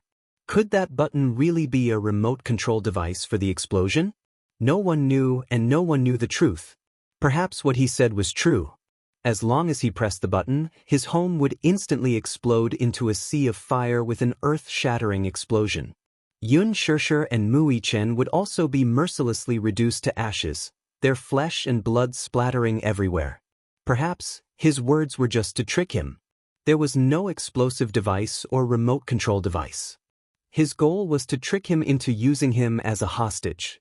He knew very well that the person who wanted his life this time was Mu Yaja. To Mu Yaja, Yun Tianyu was more valuable as a hostage than Mu Linfeng. Director Yun, calm down. Don't be nervous. Perhaps he's just saying that to trick you. Yu Yu sucked in a deep breath of cold air and said in a low voice, I suspect so too. He was so smart, how could he not have thought of this? His concern made him confused. Mu Lianjue was making use of this opportunity. As the saying went, all was fair in war. The man might be using an illusion to confuse him to achieve his goal. Alas, he did not dare to do so. He did not dare to gamble with Yun Shishir and Mu Yichen's lives. No one dared to guarantee, nor was anyone clear, what the hell was the button he was holding tightly in his hand at this moment. Perhaps nothing would happen if he pressed it. Perhaps, as he said, he would really lose his mother and brother forever if he pressed it. Yu Yu had always been bold and unconventional, but at this moment, he had really lost his courage. It was very difficult for him to gamble with Yun Shirshir and Mu Yichen's lives. Even so, despite his anxiety, he maintained a calm expression as he scrutinized the man unblinkingly. His face showed no signs of wavering as he carefully scrutinized the man, trying hard to find any suspicious signs on his face. What? You don't believe me? Do you really think I'm coaxing you? If you don't believe me, why don't you give it a try? Mu Lianjue said as he raised the control button in his hand and pretended to press it. Yu Yu finally could not hold himself back and raised his voice to stop him. Wait! Mu Lianjue's lips curled into a triumphant smirk the moment he said that. Then come over here. Be good and come to me. Mu Lianjue was like an evil demon as he patiently enticed him.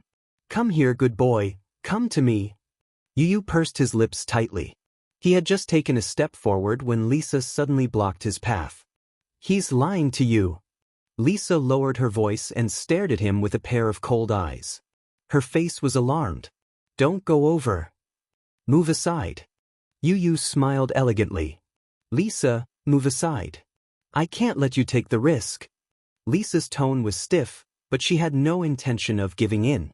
She couldn't just watch him throw his life away. Chapter 1377.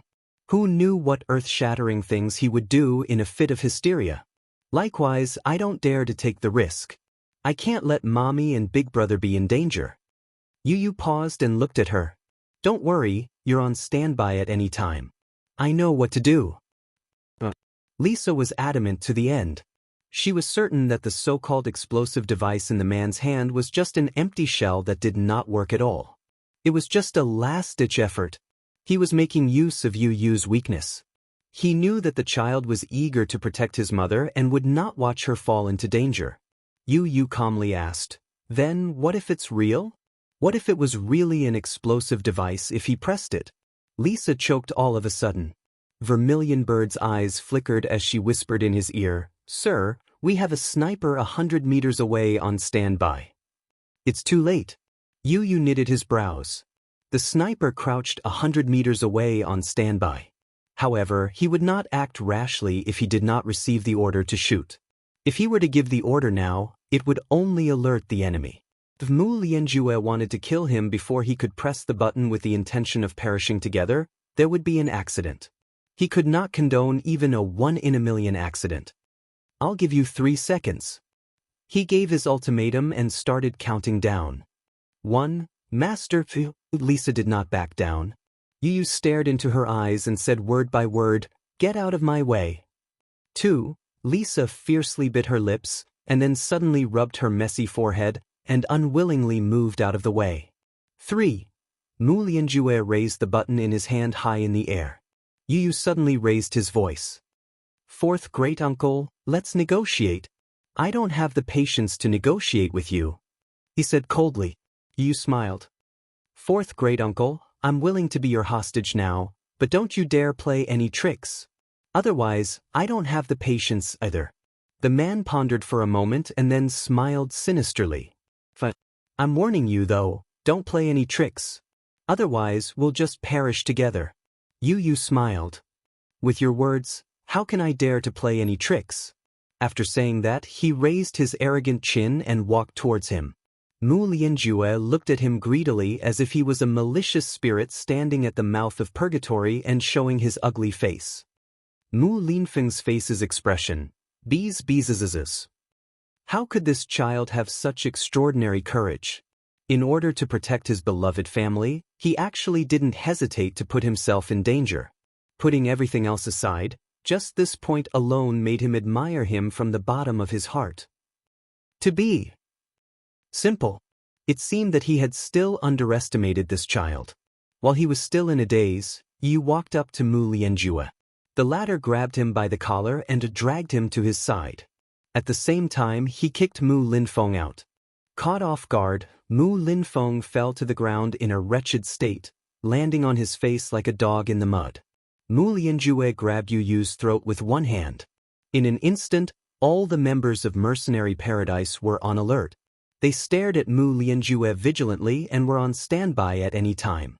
Chapter 1378. Even Mu Linfeng felt ashamed of himself when he saw her composed expression. Aren't you afraid? Mu Lianjue narrowed his eyes and gripped his neck hard. Yu Yu's body was curvaceous, and his neck, in particular, was as elegant and charming as a swan. Such a beautiful neck, it should be a heart-wrenching thing to break, right? He said viciously, as long as I exert more strength, you won't be able to keep your life. Are you really not afraid? You can try. Yu Yu smiled elegantly, completely unfazed by his threat. I want to live, and so do you. What value do I have to you if I die? Mu Lianjue cocked a brow and sneered, his eyes turning more ruthless. You're right. You're a smart child. However, if anything happens to me tonight, you won't be able to leave this place alive either. Fourth granduncle, since I'm in your hands now, you should get rid of that device in your hand. Don't be an eyesore. Yu Yu sneered, his face full of disgust. As soon as he said that, Mu Lianjue's eyes darkened. He raised the small device in his hand and smashed it to the ground, shattering it into pieces. Yu Yu's eyes darkened. He was startled for a moment, but in the next moment, a look of understanding flashed across his eyes. It seemed that, as he had expected, the device in Mu Lianjue's hand was just a smokescreen to lure him. It was useless. What explosive device? It was just nonsense. Vermilion Bird stood at the side and watched as Mu Lianjue smashed the device to the ground. She heaved a sigh of relief when she saw that it was just a useless component. It was a false alarm. Yu Yu was relieved too. The rock in his heart finally fell to the ground. His face remained expressionless as he stared at the device he had smashed to pieces on the ground. Behind him, Mu Lianjue shouted smugly, This is just a simple mechanical device. It's useless. It's just a toy to scare a child. How could you believe it? I thought that a 7-year-old child could be smart, but it seems that this is all there is to it. Vermilion Bird choked when she heard that. She tried her best to stifle her laughter and pursed her lips, pretending to be cool. Lisa, who was standing at the side, looked even colder and more disdainful. Yu Yu's eyes shone brightly. Is that so? Fourth granduncle, you lied to me that it's an explosive device, and I really believed it. How naughty! To lie to a child's face. Mu Lianjue's smile was tinged with pleasure as he gripped the boy's neck. He unscrupulously enjoyed the latter's feigned weakness and helplessness. His wrinkled fingers traced the boy's cheeks before he grabbed the gun and pressed the muzzle against the latter's temple. His gaze was sinister and vicious.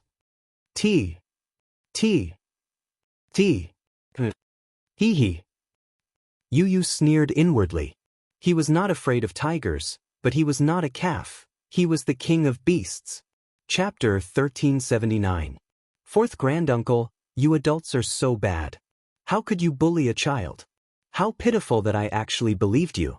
Now that I'm in your hands, I'm so angry. He mewed like a little lamb and complained aggrievedly. For some reason, Yu Yu's words made Vermilion Bird's hair stand on end. Yu was so scary. He was clearly the worst and most scheming one. On the surface, he was being held hostage and controlled by Mu Lianjue, but what about it? Yu Yu looked weak on the surface, but in reality he had sharp claws and fangs hidden behind his back. Poor Mu Lianjue. Did he really think that he had the upper hand in this situation? Yun Tianyu merely took pity on him and wanted to play along with him. When he confirmed that the device was just an ordinary one, he secretly made a hand gesture to it. Vermilion Bird secretly sent out a signal, but it was still unable to kill the man on the spot. The situation was in a stalemate because he had a gun in his hand. Vermilion Bird planned to stall for time and kill the man the moment he let his guard down. Mu Lianjue was completely unaware of Yu Yu's scheme and the situation he was in. He was still extremely pleased with himself. A child is indeed a child. You actually believed me with just a few words.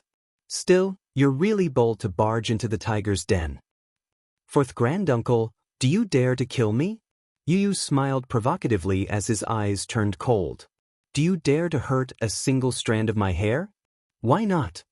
Mu Lianjue pinched his cheeks viciously. You can't die yet though. I'll spare your life before you cover my escape. Fourth granduncle, let me give you a piece of advice. Don't struggle anymore.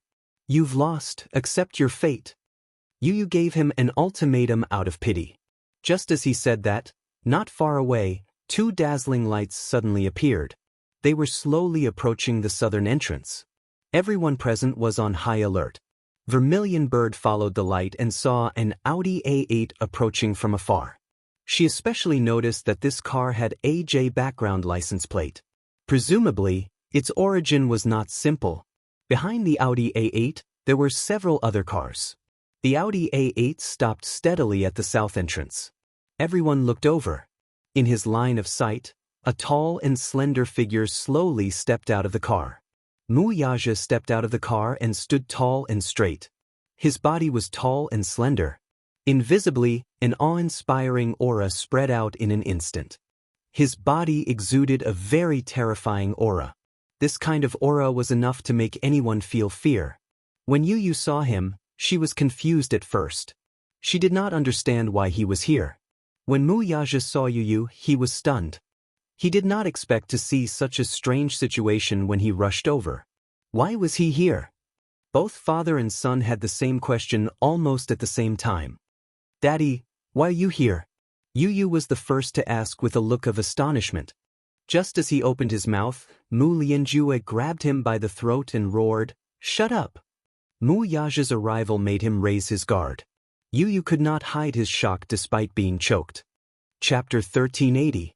He cursed inwardly in his heart and connected the dots. A white light flashed in his mind, and he suddenly suspected that Vice Captain Zhou's mercenary group had been sent by Daddy. If that was the case, did it not mean that he had made a huge mistake? He thought that Mu Lianjue was about to be smuggled out of the country, so he rushed over to kidnap him. He did not expect that the father and son would bump into each other.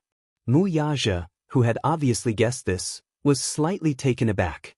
He was indeed his son. He actually thought of the same thing as him. Vermilion Bird broke out in cold sweat as well. What was going on? It turned out that the vice captain was Wuxia's men. They had been busy all day, but they did not expect him to be one of them. Vermilion Bird could not help glancing at the vice captain. The latter also reacted and looked at him pitifully. There was a hint of sympathy in their eyes. It turned out that he was one of them. Yu's face darkened for a moment. Daddy, what a coincidence! Wuxia glanced at Vermilion Bird and then at the calm Yu. At first, he was a little alarmed. After all, the sight of Yu with a gun pointed at his son's temple was a little nerve-wracking. However, when he caught a glimpse of Yu's sinister smile and the calm Vermilion Bird, he knew that this was Yu's wicked game.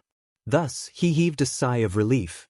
He smiled and could not help but tease, "My good son, it's already so late.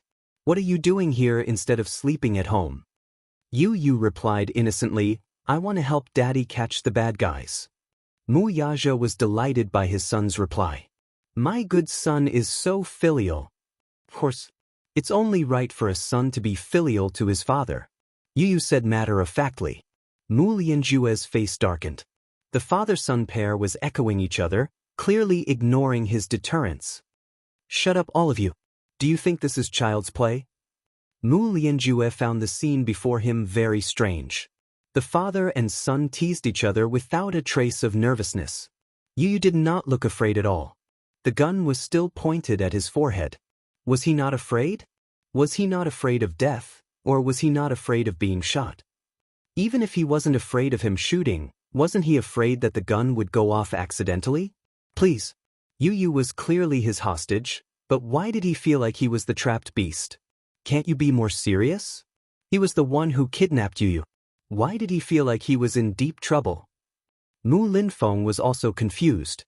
The conversation between the father and son was too relaxed and leisurely, so much so that there wasn't even the slightest sense of danger in the current situation. "Shut up." Mu Lianjue could not take it anymore. "Are you done? Prepare a car for me. Get the car ready." Yu looked up with a smile and said considerately, "I'll prepare a hearse for you. Do you want it?" Mu Lianjue was flabbergasted. "Fourth uncle, have you had enough? Let me go if you're done. I want to go home and sleep. I'm so sleepy." Yu even yawned sleepily after saying that. Are you really not afraid of death? Mu Lianjue quickly loaded the gun, put his finger on the trigger, and pointed it at his temple. Do you believe that I won't shoot your head off right now? Mu Lianjue had just raised his hand when a bullet pierced through the air from a distance with a swoosh, piercing through his wrist. Mu Linfeng was stunned. Chapter 1381. Mu Lianjue let out a muffled groan. The bullet came from a long-range sniper rifle 100 meters away. Despite the distance, the bullet's lethality was shocking. When it pierced through his wrist, it caused explosive damage and caused his palm to burst open. Fresh blood and flesh splattered everywhere. Yu only felt a loud explosion above his head. After a buzzing sound, he temporarily lost his hearing. Mu Lianjue could only feel the bullet penetrating his wrist. Along with the excruciating pain of broken bones, his arm went numb and he lost all feeling in it. His grip loosened, and the pistol in his hand fell to the ground. Vermilion Bird strode forward and kicked the pistol several meters away with the tip of her foot.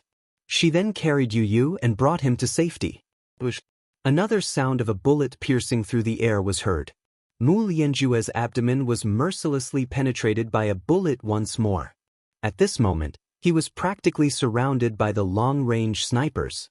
A total of 5 snipers were aiming at him. If he made the slightest move that was detrimental to Yu, he would be shot on the spot. Mu Lianjue groaned in pain. At that moment, he felt as if his entire body had lost its temperature.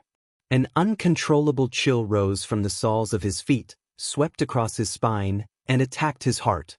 It was so cold that it made one's heart numb. There seemed to be a huge force exploding in the depths of his flesh and blood where the bullet had penetrated his abdomen. At first, he only felt numbness, a hollow numbness. Soon after, he felt an intense burning sensation around his wound. Then, he felt an endless cycle of radioactive pain. The burning sensation hit his heart directly, as if he was being set ablaze in a vast expanse of land. Following that, something sticky and viscous flowed out from the wound and stained his clothes like a blooming flower. Mu Lianjue's eyes widened in disbelief. Everything happened so suddenly that he was not prepared for it at all. He only felt that the world before him had turned dark. He first wiped his wound with his hand. When he raised his hand, his palm was already red. Was it blood? He didn't hear any gunshots at all. He only felt the sound of air being sliced through from behind him. Then he was shot. Could it be that there was a sniper lying in ambush in the distance? Mu Lianjue was stunned. For a moment he was jittery and paranoid. He abruptly turned around and tightly clutched his bleeding wound. His eyes were completely red, as if they were about to burst. However, when he saw the cold expression on Mu Yage's face and Yu's smile, he suddenly understood everything. As it turned out, he had nowhere to run. As it turned out, he was being played like a monkey. This brat had clearly calculated everything. Just now, he had displayed such a cowardly appearance in front of him. He was simply playing the fool in front of him. Bastard! Bastard! Mu Lianjue cursed in anger. B*****. I was actually tricked by you, you bastard? Yu looked at him coldly, then smiled deeply and said elegantly, "Fourth uncle, you're stupid. With your skills, I don't even want to play with you. How boring." With that, he nonchalantly opened his palm with a cold face. "Vermilion Bird, give it to me." Chapter 1382. Yu held the gun that Vermilion Bird had passed to him. It was a Desert Eagle. The gun's body was a little heavy, but one should not underestimate it. The Desert Eagle was powerful to begin with. This pistol used high-quality ammunition, and the bullets had explosive power. He fiddled with it for a while. Previously, he had Vermilion Bird teach him some marksmanship.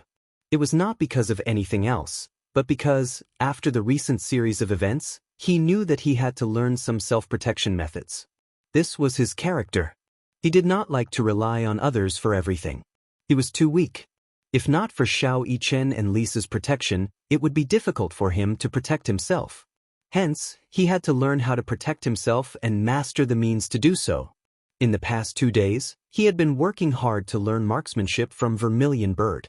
Vermilion Bird was surprised to find that he was quite talented in marksmanship. He grasped it very quickly and learned how to load and shoot. Although his accuracy was not precise, it was still very high, which surprised her. Mu Yaja watched him pick up the gun and load it skillfully. Then he raised his wrist and aimed the black muzzle at Mu Lianjue. Be it the way he held the gun or his posture, everything was very professional. This little guy secretly learned how to shoot behind his back. While Mu Yaja was surprised, he also felt impressed. Seeing him take out a gun, Mu Lianjue's face turned pale and his lips trembled violently. What are you doing? I've learned some marksmanship some time ago. What's more frustrating is that there's no one to practice with me, though. With that, Yu's lips curled up. Fourth granduncle, can you practice with me? No. No. His face turned pale as he turned around abruptly and tried to run away. Without another word, Yu pulled the trigger and fired 2 shots at his hind legs. Mu Lianjue let out a blood-curdling scream as he staggered to the ground. His shrill scream pierced the silence of the night and spread far and wide along the southern entrance of the vast highway. However, it soon dissipated into the biting cold wind. These 2 shots are for Uncle Zhao. If not for Mu Lianjue's assassins, Uncle Zhao would not have died that day. This was Mu Lianjue's evil debt. He had to avenge the Zhao clan. With that, Yu fired again. 2 more shots rang out. Mu Lianjue let out another blood-curdling scream as he clutched his wounded knee in pain. His whole body twitched violently as he rolled around on the ground in pain. Mu Yaja glanced at his son. At this moment, Yi was standing in the bone-chilling night breeze. His back was straight and his entire body was cold. He turned sideways. His black hair was slightly messy in the evening breeze, brushing against his cheeks and intertwining with his thick eyelashes. Her originally snow-white and cute face was incomparably deep.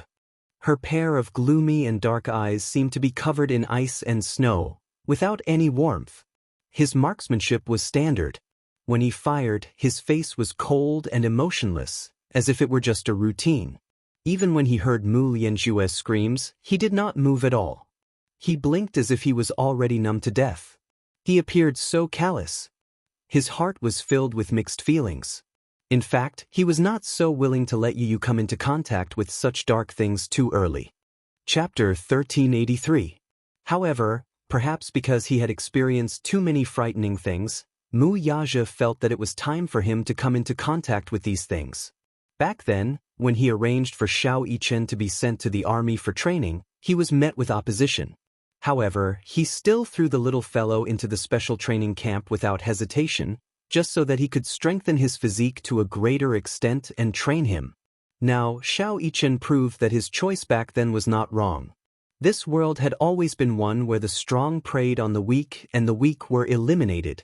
The strong were the only ones who had the right to set the rules of this world. Although the child was young as his son, perhaps it was not a bad thing for him to come into contact with this side of things early on. Just like Xiao Yichen, even though his childhood was not accompanied by pain and suffering like other children, reality had proven that he had already become a strong person. Yu fired again. Bang! Bang! 2 shots landed on one of Mu Lianjue's legs. Blood splattered and shattered. Mu Lianjue, however, was in so much pain that he was almost numb. He did not even have the strength to cry out in pain. His body convulsed and he groaned a few times. He almost blacked out and fainted.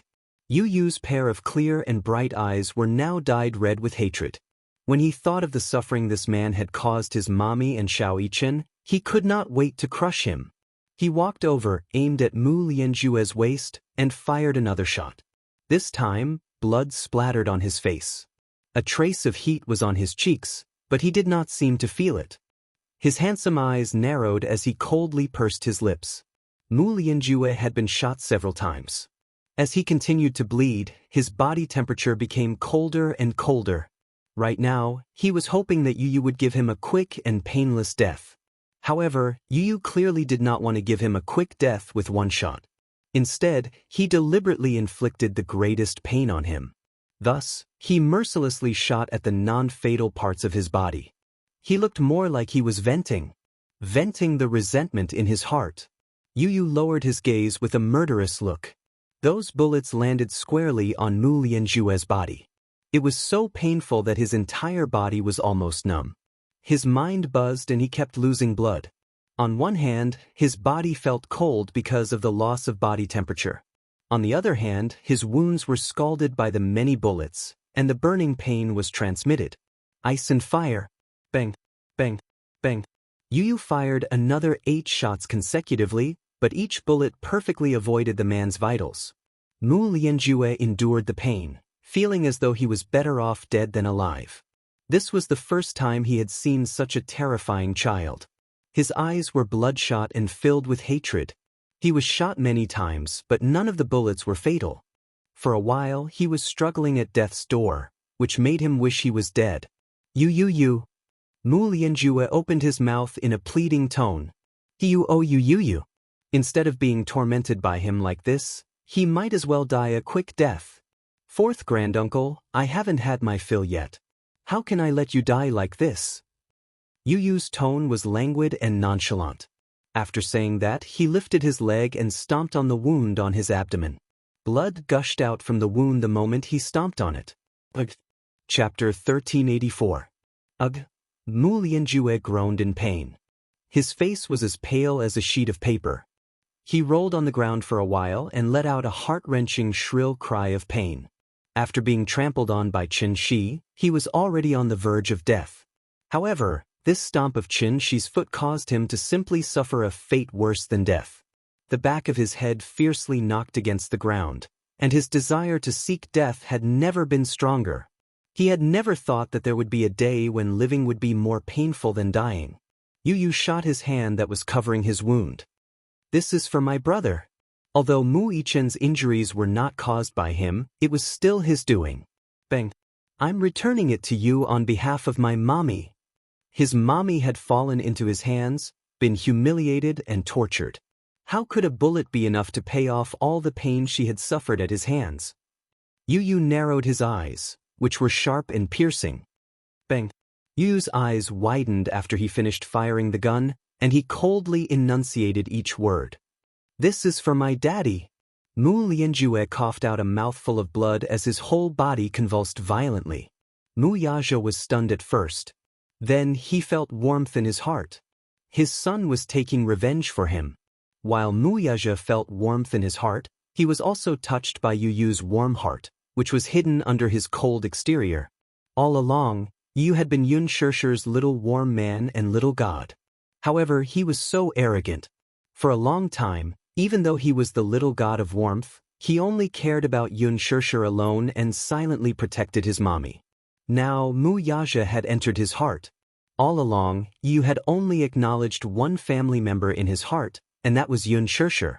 Other than that, be it Li Qin, Yun Na, or even Yun Yeqing, who had always treated Yun Shirshir as his own, were just passers-by. In his heart, his mommy was number one. Mommy was the most important and special person in his heart. There was no one else like her. For as long as he could remember, he and his mommy had depended on each other. She was his lifeblood. Perhaps, this unique feeling of the little lad was hard to understand in the eyes of outsiders. However, for the past 7 years, Yun Shirshir held a special place in his heart not only because blood was thicker than water, but also because they had relied on each other for so many years. However, as his biological father, Mu Yaja, almost like a god, had descended from the heavens and appeared before him without any warning. Without any warning, he went from being a child of a single-parent family to having a father. However, he rejected this daddy. He resisted and kept him at a distance of 1,000 miles away. At first, he was unwilling to admit that he had a father. So what if she was his biological child? Mommy was the only one he loved. However, as they got along, the father and son's feelings gradually merged. Mu Yaja appreciated this son of his, and Yu gradually accepted him, acknowledged him, and acknowledged him. Until now, he had acknowledged him. Those who bullied his mommy were unforgivable and deserved to die. Similarly, those who bullied his daddy were equally unforgivable. Chapter 1385. He was used to being cold and arrogant in front of Mu Yaja, but in reality he had long acknowledged him as his daddy. On the one hand, it was because he loved his daddy. On the other hand, It was because Mu Yaja was outstanding enough to gain his approval. Mu Yaja only felt as if his heart had been ruthlessly punched, instantly tearing a hole in it. A warm current gushed in, and even though he was standing in the cold wind, he did not feel cold at all. Instead, his whole body felt warm and cozy. Yu Yu snorted. Looking at the man's miserable appearance, he smiled faintly. Fourth granduncle, there are still 2 more shots. Can you hold on? There are still 2 more shots. They're for my grandparents whom I've never met before. With that, Yu Yu fired 2 more shots at the man's chest. They were less than an inch away from his heart. Mu Lianjue fainted completely and lost consciousness. The scene instantly became deathly silent.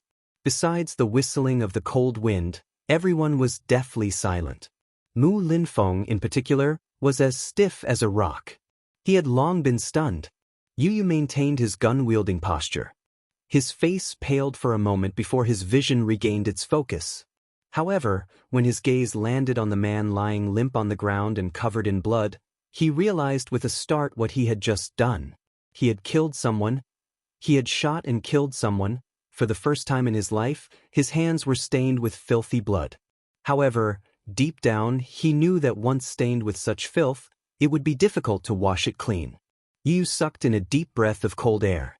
After a long time, he quietly lowered his arm. His wrist loosened, and the gun in his hand fell to the ground with a loud thud. Mu Yaja walked over and hugged him in his arms.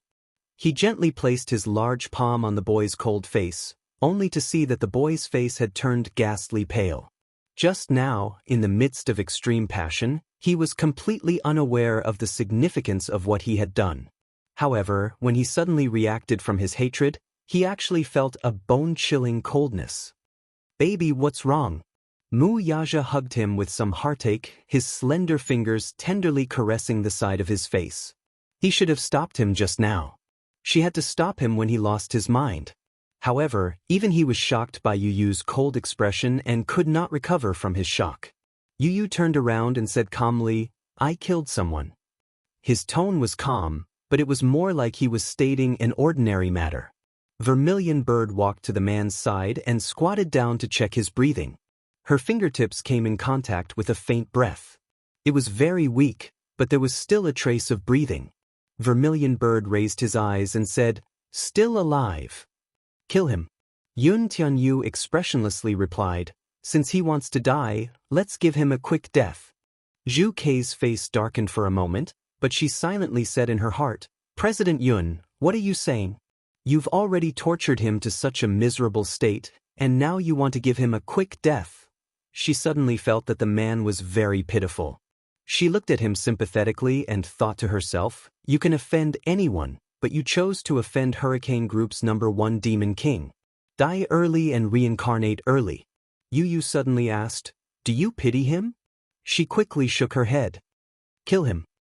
Chapter 1386. Mu Yaja nodded. "Leave his life to me." With that, he handed Yu Yu to Vermilion Bird and walked toward Mu Lianjue. Lowering his head, he looked down at him condescendingly with a cold glint in his eyes. "Do I hate him?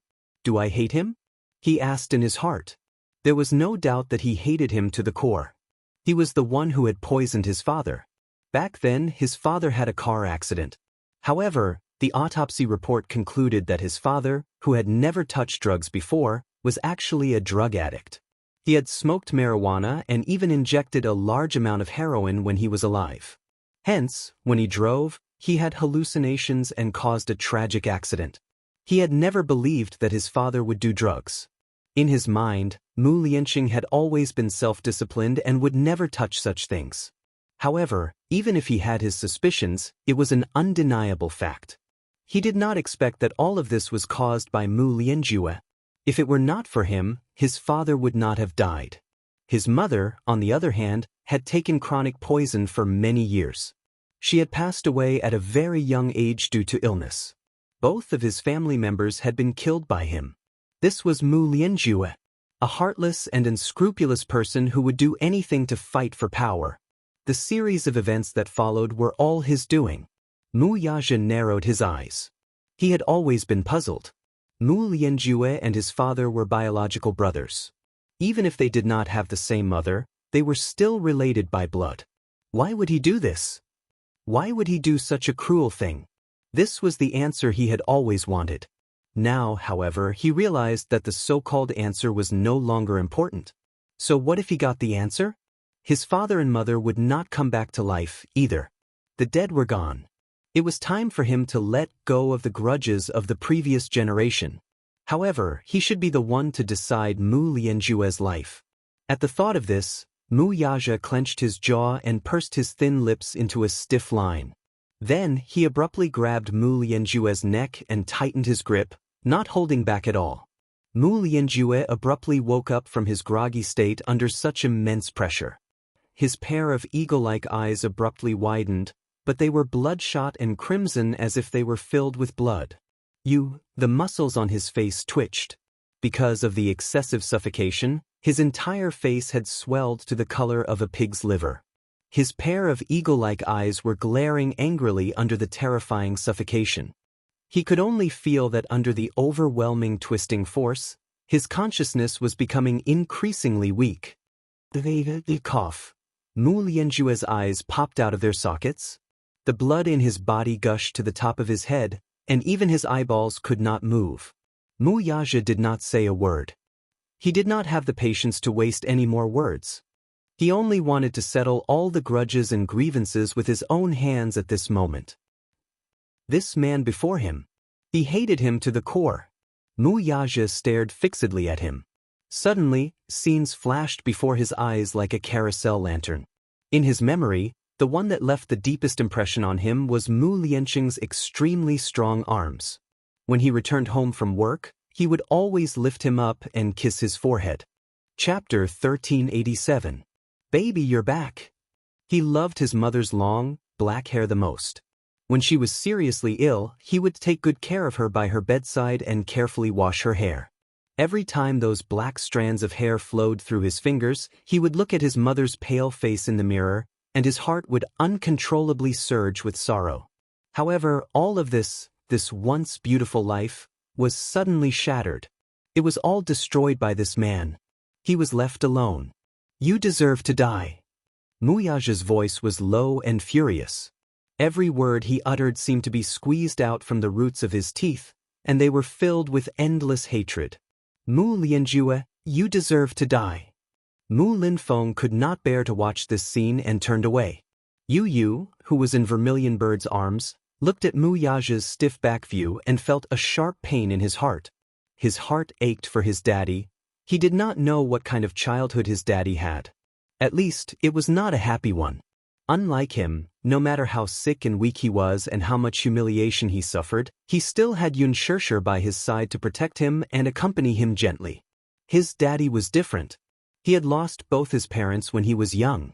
In such a big family, where power intertwined, he must have had to tread carefully along the way. Under Mu Yaja's strong grip, Mu Lianjue's throat was broken. His eyes rolled back as he breathed his last.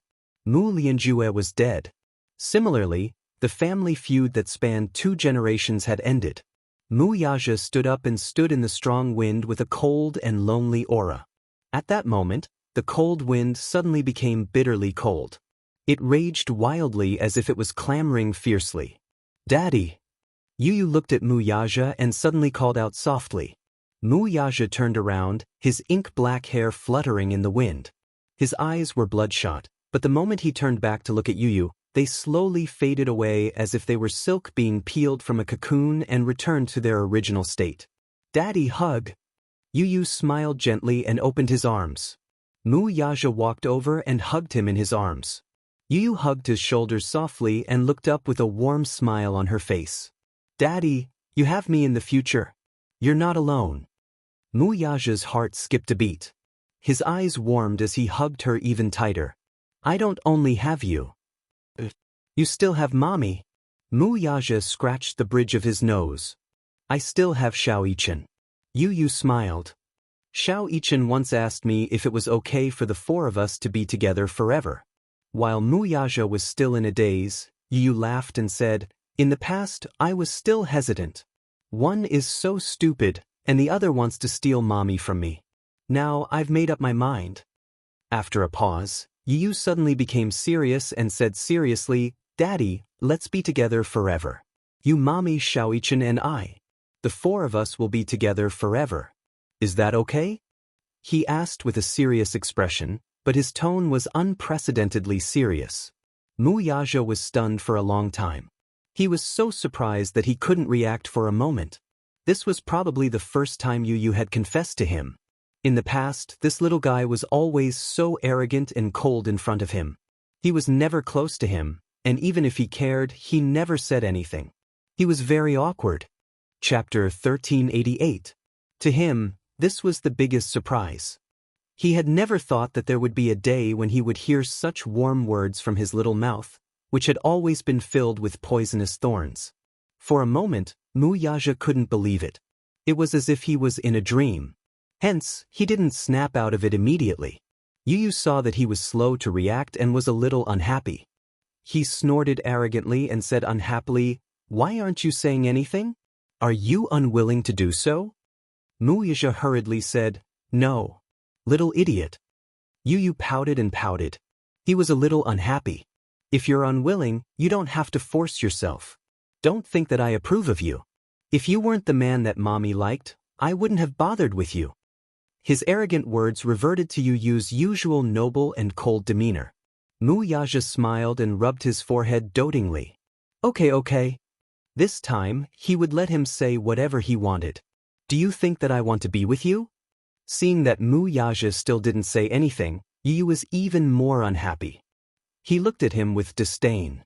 "If I wasn't worried that you wouldn't dote on Mommy enough and bully her, I just want to be with Mommy forever. Don't misunderstand." Mu Yaja continued to smile dotingly and echoed his words. Okay. His agreement made Yu even more unhappy. Why didn't he say anything? Yu was unhappy. "Hey."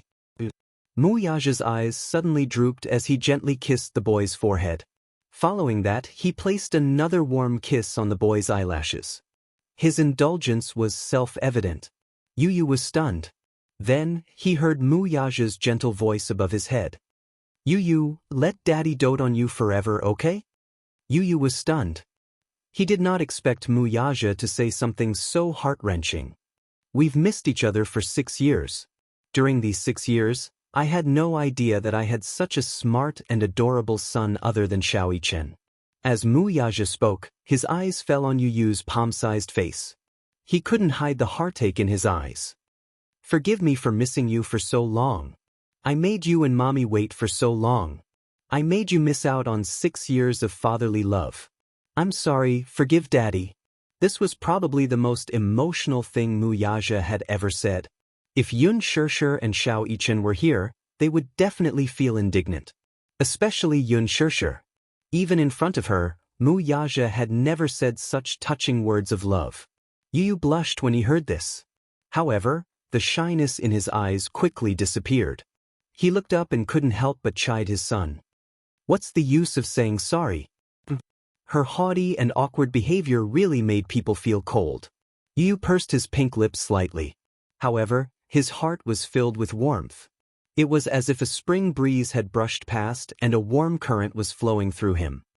"Little fool, maybe you're secretly laughing in your heart." Mu Yaja couldn't help but expose him. A look of panic flashed across Yu's face.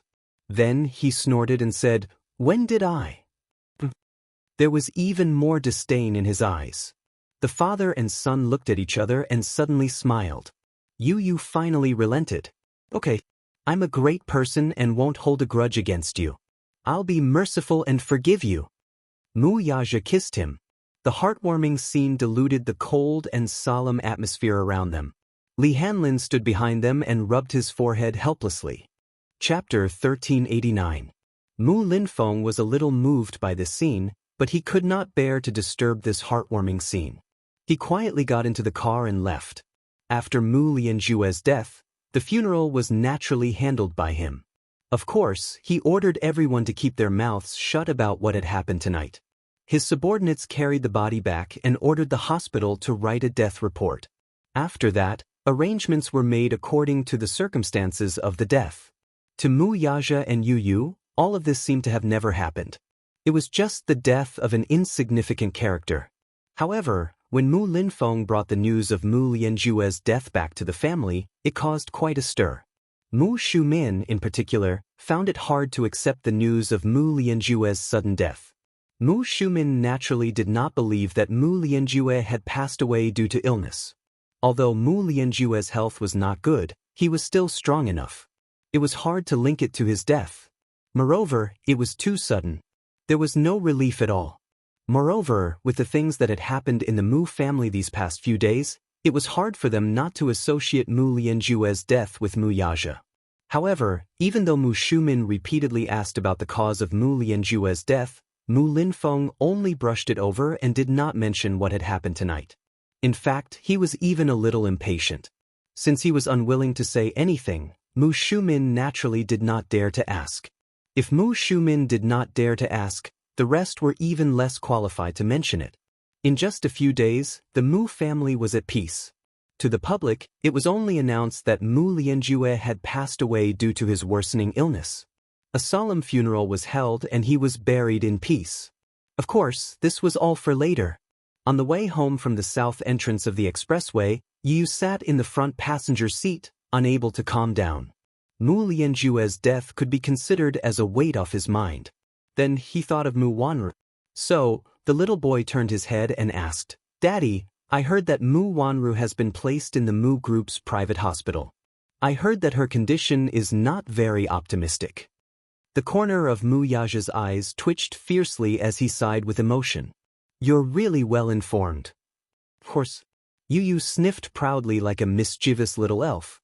Her eyes were bright and sparkling. "I won't let anyone who offends my mommy off. Even if they escape to the ends of the earth, even if we have to dig 3 feet into the ground, we will dig them out." Mu Yaja was speechless. "Baby, do you know what kind of boys girls are most afraid of these days?" Yu was perplexed, unable to comprehend what was going on. "Mama's boy." Mu Yaja said faintly, "You're the world's first mommy's boy that I've ever met." Haha. Yu was elated and revealed a rare hearty smile. "That's because before Daddy appeared, Mommy only had me. If I don't pamper Mommy a little, who will?" Mu Yaja was taken aback. He could actually detect a hint of bitterness in his calm voice as he recalled all those unbearable memories of the past. His heart sank. Even though Yu's tone was calm and nonchalant, the memories of the past 6 years were still vivid in his mind. He was probably feeling indignant for Yun Shirshir. In his heart, his mommy was an elegant princess. A woman like her should be doted on by everyone. Chapter 1390. Mommy had been living such a hard life all this while. She had tasted the bitterness of the world. He hoped that his mommy could be happier. Happier. When he thought of this, he said unwillingly, "Mommy is still very young. She's only 24 and has suffered a lot. I feel that it's so unfair. I can't accept it." At this point, he glanced at Mu Yaja and asked, "When do you plan to hold your wedding with Mommy?" "I haven't thought about it yet." Mu Yaja said honestly. "You're not ready?" Yu seemed unhappy with this answer. "Not really." Mu Yaja paused. When they reached a traffic light junction, the car stopped. He turned his head and answered seriously, "I haven't thought about how to give her a perfect wedding." In the past, he only felt that weddings were an insignificant formality. Perhaps it was because he had never thought that there would be such a person who would make him seriously consider how to create a romantic and perfect wedding. However, now, he also had some romantic fantasies about his marriage with Yun Shirshir. When it came to romance, men always seemed to lack some cells compared to women. Actually, that was not the case. Did men not understand romance? That was not the case. A man did not understand romance only because that person did not appear. When Yu heard this, he felt gratified but also jealous. He could not bear to part with her. "I can't bear to let Mommy marry you." He revealed the conflict in his heart honestly. Mu Yaja frowned. This kid, his mommy was marrying him. Why did this little kid give off an inexplicable feeling of melancholy? And this kind of melancholy was like a father who had experienced the vicissitudes of life and was about to marry off his beloved daughter. Li Hanlin had once said that Yu and Yun Shirshir were mother and son in some ways. However, When Yu hid that side of him behind Yun Shirshir's back, Yu doted on his mommy more like a daughter. It was a sense of déjà vu between father and daughter. It was as if ethics had been reversed. Mu Yaja's lips twitched. Yes, that was the feeling. Yu was like a father who couldn't bear to see his daughter get married. Just as he was feeling awkward, he heard Yu's daddy mumble again, "I suddenly feel that it's so unfair." Unfair? Yes. I feel that I can't let you take advantage of me for nothing. My mommy is as beautiful as a flower, gentle and kind. The people who want to pursue my mommy could line up from my doorstep to Siberia. Why should I let you beat me to it? The more Yu spoke, the more indignant she became. She clenched her fists and snorted arrogantly, "You didn't even go through the process of courtship. No, I can't let you pass. Daddy, I can't let mommy marry you like this. It's too easy on you." Mu Yaja was stunned. "Why, tell me, you disappeared for 6 years for no reason. Now that you've reappeared, you didn't even go through the process of courtship. How can I let you marry mommy so easily?" However, Mu Yaja felt that the little kid's silent scheming was really interesting and adorable. Seeing that he had made the decision in all seriousness, he couldn't help but raise his eyebrows and ask, "Oh? There are conditions?" "Of course." Yu said matter-of-factly, "You didn't even go through the process of courtship, love letters, dating, or courtship. That's not fair." Mu Yaja was stunned. Chapter 1391. You actually went on a date with mommy behind my back? Yu smelled a hint of adultery and there was a dangerous glint in his eyes. It doesn't count. It's not formal enough. If you want to marry my mommy, you have to start from a formal courtship. Yu concluded. Mu Yaja kept quiet. Courtship? Yes. Do you know how to court girls? Can you teach me? Mu Yaja's expression was serious. What he said was true. He had never courted any girl before. Basically, the women around him couldn't wait to get close to him.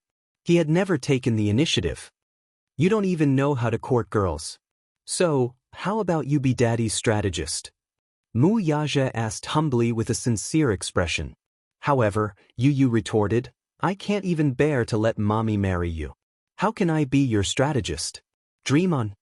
Mu Yaja kept quiet again and glanced at him from the corner of his eyes. Yu did not back down and looked back at him from the corner of his eyes. The father and son faced each other in silence. Mu Yaja pursed his thin lips. He had learned his lesson. To put it bluntly, this fellow was unwilling to let his mommy marry him. Hence, he deliberately made things difficult for him. This was a test for him. If he could not bear to marry mommy, he should have just said so. The little fellow was so awkward because he could not bear to let mommy go but was too shy to express it. On the other side, Yu said lightly, Daddy, mommy doesn't belong to you yet. If you don't hurry up, there will be so many people courting mommy. These words were obviously a threat to him. Mu Yaja smiled deeply, but his eyes were filled with gentleness. Back to Xianxia Walk. In the time it took for him to park the car, Yu flew into the house and hurriedly ran into the bedroom.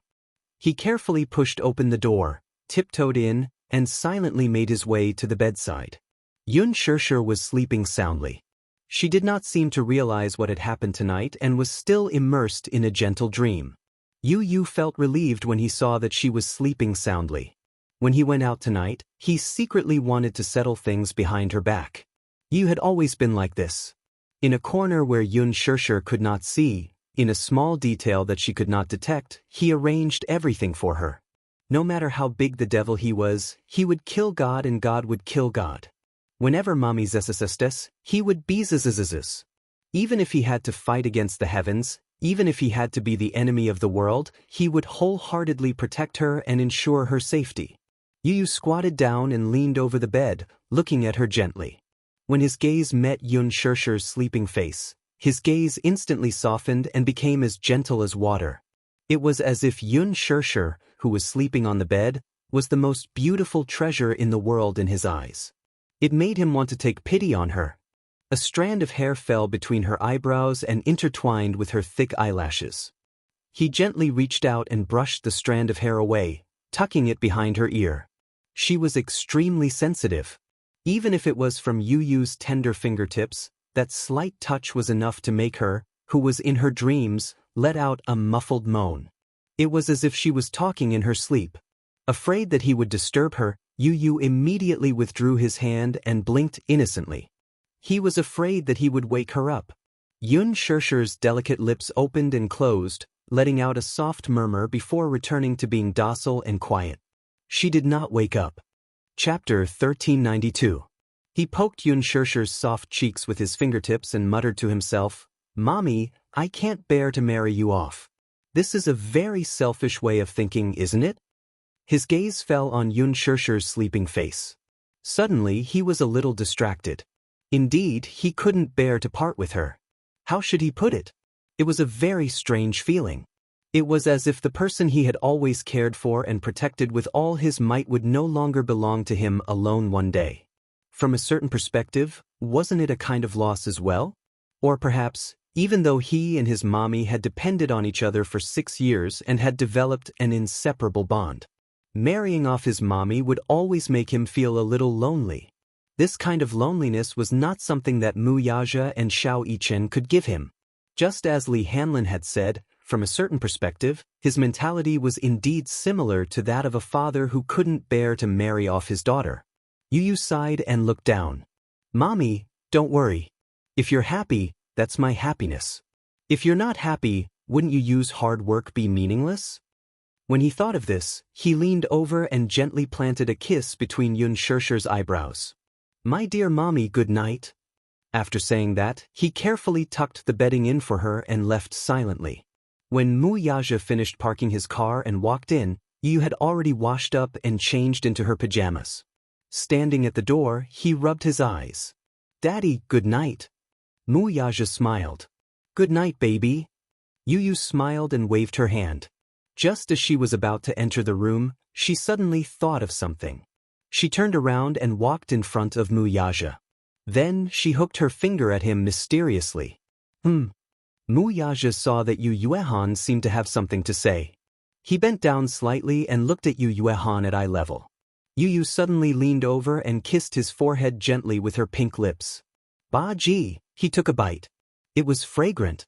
Wuxia was stunned. He never thought that the little fellow would take the initiative to kiss him. A goodnight kiss? He smiled gently, and his heart felt warm again. Tonight, this little fellow had warmed his heart to the point of bursting with joy. Yu clasped her hands behind her back and lowered her head shyly after the kiss. She seemed very awkward and bashful. Seeing Wuxia's stunned and surprised expression, he explained, "Good night kiss." "Stupid daddy?" "Yes." Wuxia was still a little slow on the uptake. The surprise came too suddenly. The little fellow actually took the initiative to say goodnight to him. In the past, he wouldn't have dared to think about it. Seeing his indifferent reaction, Yu could not help but be annoyed by his slowness and clumsiness. Was that all he could do? Yu could not help but feel hurt. He had taken the initiative to give him a goodnight kiss. In the end, his stupid daddy was like a block of wood. Did he not know how to give him a goodnight kiss? Thinking of this, he muttered angrily, "Stupid daddy." Then, he turned around and was about to enter the room. However, just as he turned around, Wuxia suddenly picked him up from behind and held him in his arms. "Good boy, baby." Wuxia's slender fingers pinched his chin. His thin lips brushed past his ears and landed on his pink cheeks. Mwah! It was a light kiss. A reply to his goodnight kiss. Yu was slightly distracted. Then, her face turned red and she pursed her lips. She was clearly a little shy. Alright. Chapter 1393. Wuxia carried him back to the room and turned on the wall lamp. As soon as the warm wall lamp was turned on, Wuxia and Yu were stunned when they saw the scene on the bed. Then, both of them frowned at the same time. She saw little Ichen sleeping soundly on the bed, but his sleeping posture was as restless as usual. At this moment, he was like an octopus with his small arms and legs sprawled out, occupying more than half of the bed domineeringly. He was even snorting soundly at this moment. "Daddy, look!" Yu complained pitifully. "This guy is restless every night. I don't want to sleep in the same bed as him. Every morning, I'm almost squeezed off the bed by him. Mu Yaja was speechless. Daddy, does he usually sleep like this in the Mu family? Yu asked. His sleeping posture is terrible, Yu criticized mercilessly. Mu Yaja sighed heavily. This probably had something to do with his sleeping habits. Xiao Yichen's bed in the Mu family's bedroom was very big. It was 3 meters wide and 4 meters long. Therefore, the little guy had developed the habit of sleeping in an unrestrained manner since he was young. After all, the bed was very big and spacious. Therefore, he had always been used to acting wildly on such a big bed. Therefore, he could not adjust to the fact that he had changed to a 2-meter bed. However, Yu was different. When he was younger, he and Yun Shirshir slept on the same bed. Yun Shirshir slept very quietly. Basically, she would sleep in the same position when she woke up. If she was not disturbed, she would not change her position for the entire night. When Yu was older, he could not afford to change to a bigger bed. He slept on a 1.5-meter bed. Therefore, he slept very peacefully. After meeting Xiao Yichen, Yu finally realized that some people could behave wildly in their sleep. Sometimes, Yu really wondered what Xiao Yichen was dreaming about. Why did he fall asleep and move so much? There were several times when he was woken up by this fellow. He really wanted to wake him up, pinch his face, and ruthlessly ravage him. Mu Yaja said sympathetically, "Baby, it's been hard on you." Yu was speechless. After a moment of silence, he suggested, "I want to change to a bunk bed." He slept on one bed while Xiao Yichen slept on the other. Mu Yaja agreed. "I'll send someone to buy one tomorrow." "No need." Yu said, "I'll book one for myself tomorrow." Under Liji Holdings, there was a smart children's bed. It had 2 bunk beds and an intelligent sleep system. It was very popular. He was the one who researched and designed it. Just as well, he could book one and experience the results of his own design. Mu Yaja was speechless. This son of his was really not an ordinary genius. At his age, he did not even know how to draw. His son could already sleep in the smart children's bed that he designed. The pupil had surpassed the master. However, he felt very proud of it. His 2 sons were so outstanding. "Go to sleep." Mu Yaja carried him to the bed and covered him with a blanket. Yu glanced at Xiao Yichen, who had been chased to the side by Mu Yaja. His disdainful expression softened slightly. "Daddy, you have to sleep early too," he said softly. Mu Yaja smiled and walked to Xiao Yichen's side. He also planted a good-night kiss between his brows. When he left the room, he turned off the lights and closed the door. He went to the bathroom to wash up before returning to the bedroom. Chapter 1394. At this moment, it was already late into the night. It was pitch black outside the window. There were no stars in the sky, only the bright moon was gradually covered by dark clouds. There was a light lamp at the head of the bed. He walked over and looked at the person on the bed. She was sleeping soundly. There were traces of someone gently twisting the blankets. Thinking about it, Yu must have come in just now and twisted the blankets for her. This considerate little guy always hid his gentleness in the bottom of his heart. If this blissful little woman knew that her son had silently done so much for her, she would definitely be touched. However, Yu had never let her know. He had always hidden this gentleness behind her back, silently protecting her in a place where she could not detect it. Mu Yaja got onto the bed. He leaned forward slightly and pulled her into his arms. His movements were extremely gentle and careful, afraid that he would disturb her. He placed her head on his arm and stroked her cheek with his fingers. Mu Yaja lowered his gaze and looked at her face. At this moment, the person in his arms was sleeping quietly. Her gentle and quiet sleeping face was as warm and peaceful as the years in the world. When she was quiet, the beauty of her face became even more flamboyant. However, this flamboyance didn't reveal its sharpness. It wasn't dazzling, but it was docile and quiet. Occasionally, one would catch a glimpse of her beauty and realize that there was a shocking charm hidden in her beauty. In that instant, even his heartbeat uncontrollably calmed down. He was afraid that if his heartbeat became stronger, it would disturb her in her sleep. Hugging her in his arms, he felt a sudden surge of emotion in his heart. That was He wanted to present the most beautiful treasure in the world to her and give it to her. However, on the other hand, he felt conflicted. Wasn't the most beautiful treasure in the world sleeping quietly in front of him right now? Perhaps, in his eyes, there was no treasure in the world more precious than this. Yu Yu's words suddenly rang in his ears. In my eyes, Mommy is the most beautiful treasure in the world. Mommy is the most beautiful gift given to me by God. Even if I have to become the enemy of the world, I will protect her to the fullest. If you love her, please treat her well. Lest she wander about in misery, lest she have no one to rely on. All right. Wuxia could not help but ask. I will definitely take care of you properly. He nodded slightly and whispered gently into her ear, Sure, I'll pursue you, okay? His question was gentle and quiet. However, in her sleep, she would not respond to him no matter what. Wuxia's lips curled into a smile as he turned off the wall lamp and pulled her into his embrace.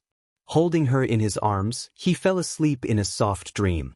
When Xianxia woke up in the morning, it was already dawn outside the window. However, due to the heavy curtains, the room was dimly lit. She opened her eyes and saw Wuxia's peaceful sleeping face. Her heart froze, but at the same time, she felt exceptionally warm. She didn't know when he came back, nor did she know when he fell asleep. He must have gone to bed very late. He hugged her shoulders, and his palm quietly rested on her waist. His thick weight made it easy for her to feel the warmth from his palm. The happiest thing in life was to wake up with you. In the morning, the first thing she saw when she opened her eyes was him. How wonderful! Chapter 1395. Xianxia woke up, but she did not get up. She just quietly nestled in his arms and looked at him.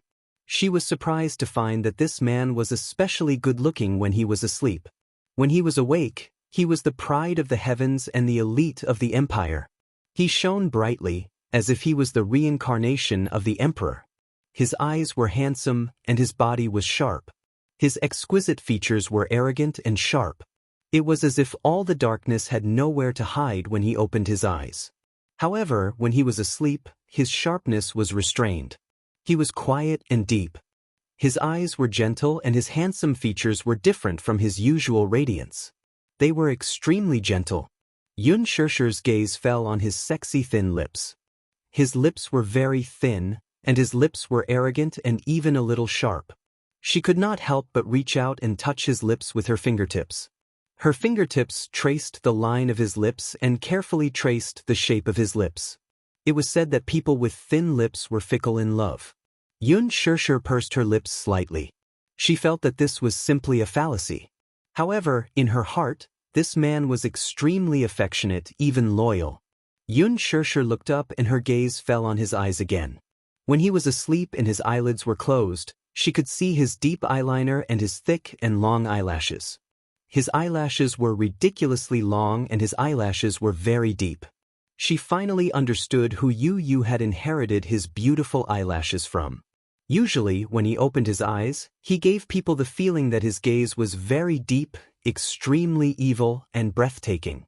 It turned out that he had a pair of deep eyeliner like Yu Yu and Xianxia. Especially his eyelashes that were like the feathers of a black phoenix.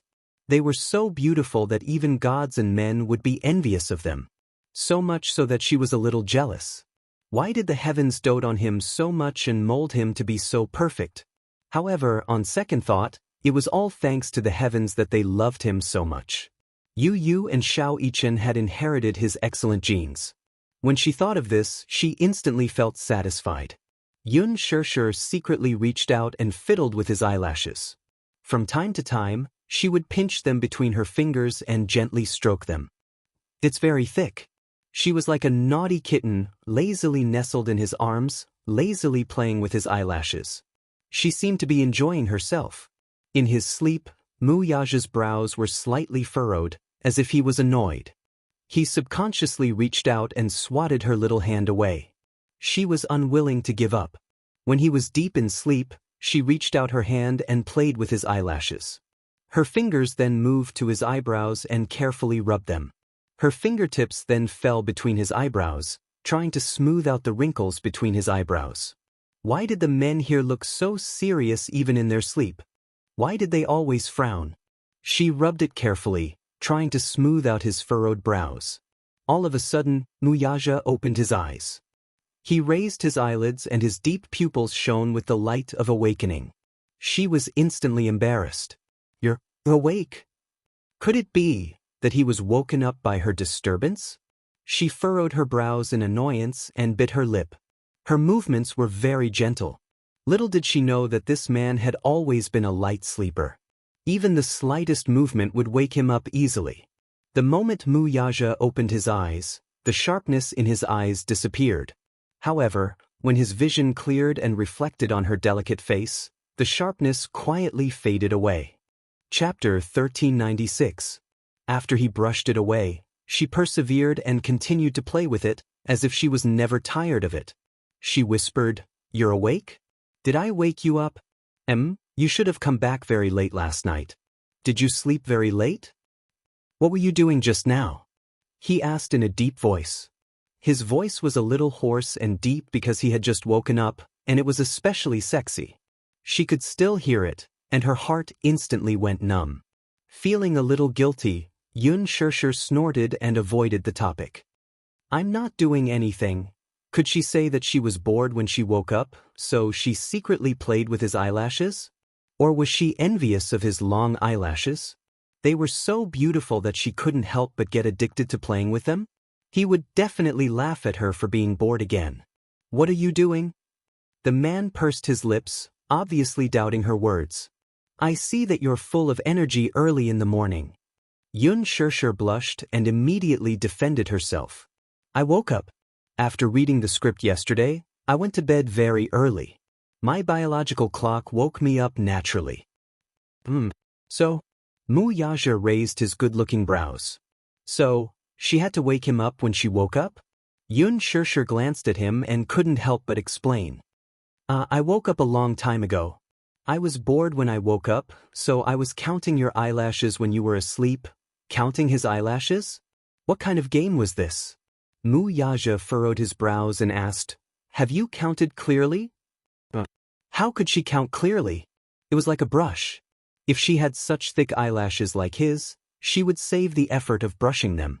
Little did she know that as soon as her voice fell, the man's tall body flipped over and covered her body in a dark mass. He supported himself with his arms by her side.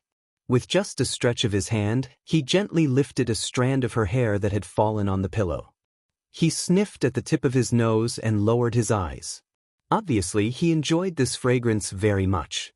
Opening his handsome eyes suddenly flashed with a touch of playfulness. "Then, I'll give you another chance." The man smiled evilly, bowed his head, and leaned closer to her. Their noses touched and their lips touched. His warm breath brushed against her face, incomparably intimate. A clear voice rang in her ears. "Count how many eyelashes I have." Xianxia blushed slightly, and then she unnaturally avoided his overly deep eyes. She muttered in a low voice, "I'm not counting anymore." "What is it?" Wuxia brushed her hair, but was puzzled. "You were counting happily just now." She felt powerless and said lazily, "There are too many. I can't count them all. Your eyelashes are so long and dense that my eyes hurt from counting them." "All right."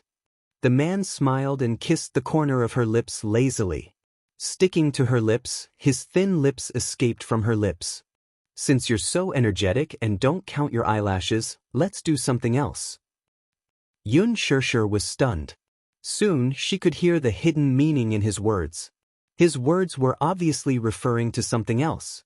A wisp of red flew to her ears, and like a fire spreading, it burned her cheeks. Soon, her entire face seemed to be smeared with rouge, revealing a charming shade of red. "Hey, stop fooling around." Her shyness, in his eyes, had a hint of wanting to reject him. Chapter 1397. Why, you don't like it? The man raised his eyebrows arrogantly and whispered into her ear. Between his smile, there was a hint of cynicism. Coupled with that clear voice, it was damn charming. In his eyes, it was as if there were stars that had been cut up, sparkling and sparkling.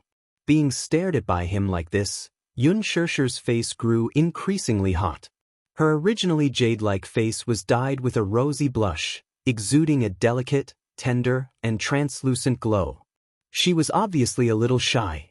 The man was openly acting like a rogue in front of her. She was so embarrassed that she wanted to crawl under the blanket. Mu Yaja curled his lips into a smile. Originally, he thought that this woman would have gotten used to it, but now it seemed that he had not taught her well enough. Thus, he pinched her waist with his large palm. The soft touch immediately made him groan in pleasure, but his heart felt extremely comfortable.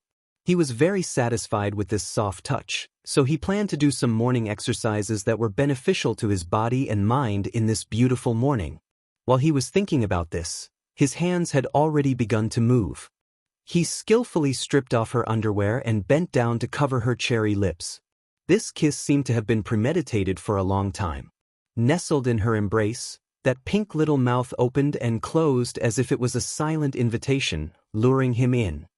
His heart had been itching for a long time, so when he lowered his head to look at her, it was as if he had found a prey to aim at.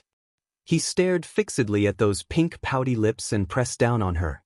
However, many erotic images flashed past his mind. As a man, he always had many erotic fantasies towards the woman he loved. Mu Yaja was the same. His mind filled with erotic images, and his body wrapped in the blanket became even hotter. Even though they were separated, the changes in his body were obvious. When Xianxia felt the heat, her heart suddenly beat like thunder, and her face felt as if it was cooked. He peeled off her pajamas and pressed his lips against hers, delicately embellishing her lips. At first, he was extremely careful and his kisses were gentle. Slowly, as the temperature in the room rose and turned white, he was no longer restricted to this light kiss. Gradually, he became fierce and wild. He held the back of her head with one hand and deepened the kiss. He wished he could turn into a beast and swallow her whole.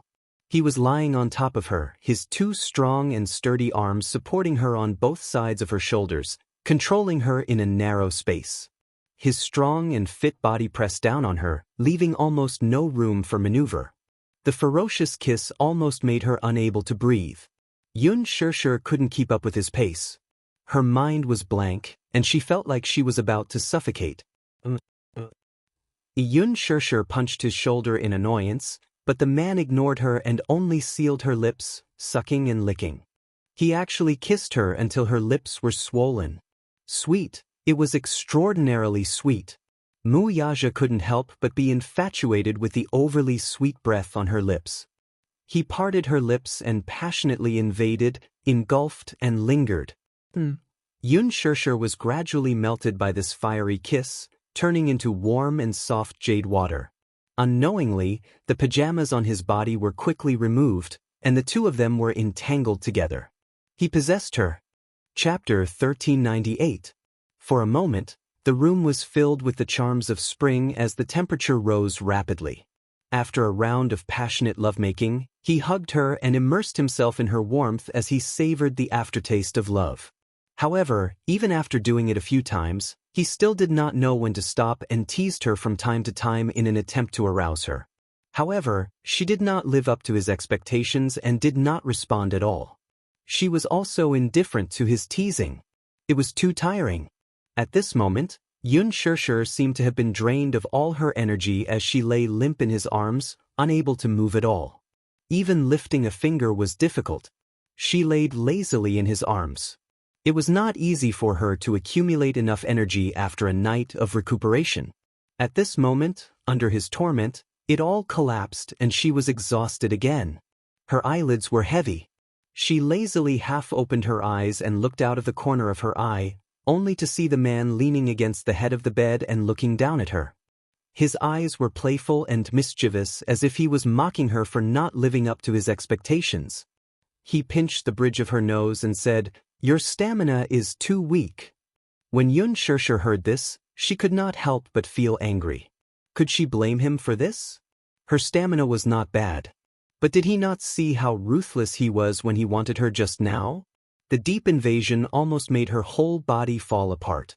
She was a little disappointing, but wasn't it all for him? Did he think that everyone was as strong as him, as if they never knew how to be satisfied and tired? The anger in her eyes made him laugh. Mu Yaja pinched the tip of her delicate nose lovingly and teased, "Why, are you not convinced?" Yun Shirshir bitterly slapped his hand away and said in a muffled voice, "Don't mess around. I'm a little tired now." She looked down tiredly and felt that after the battle just now, her eyelids were starting to fight again. "I know you're tired." Otherwise, he would not have let her off so easily, he said in a deep voice. He did his utmost to suppress the dark desire in his eyes. Now he was doing his utmost to restrain it.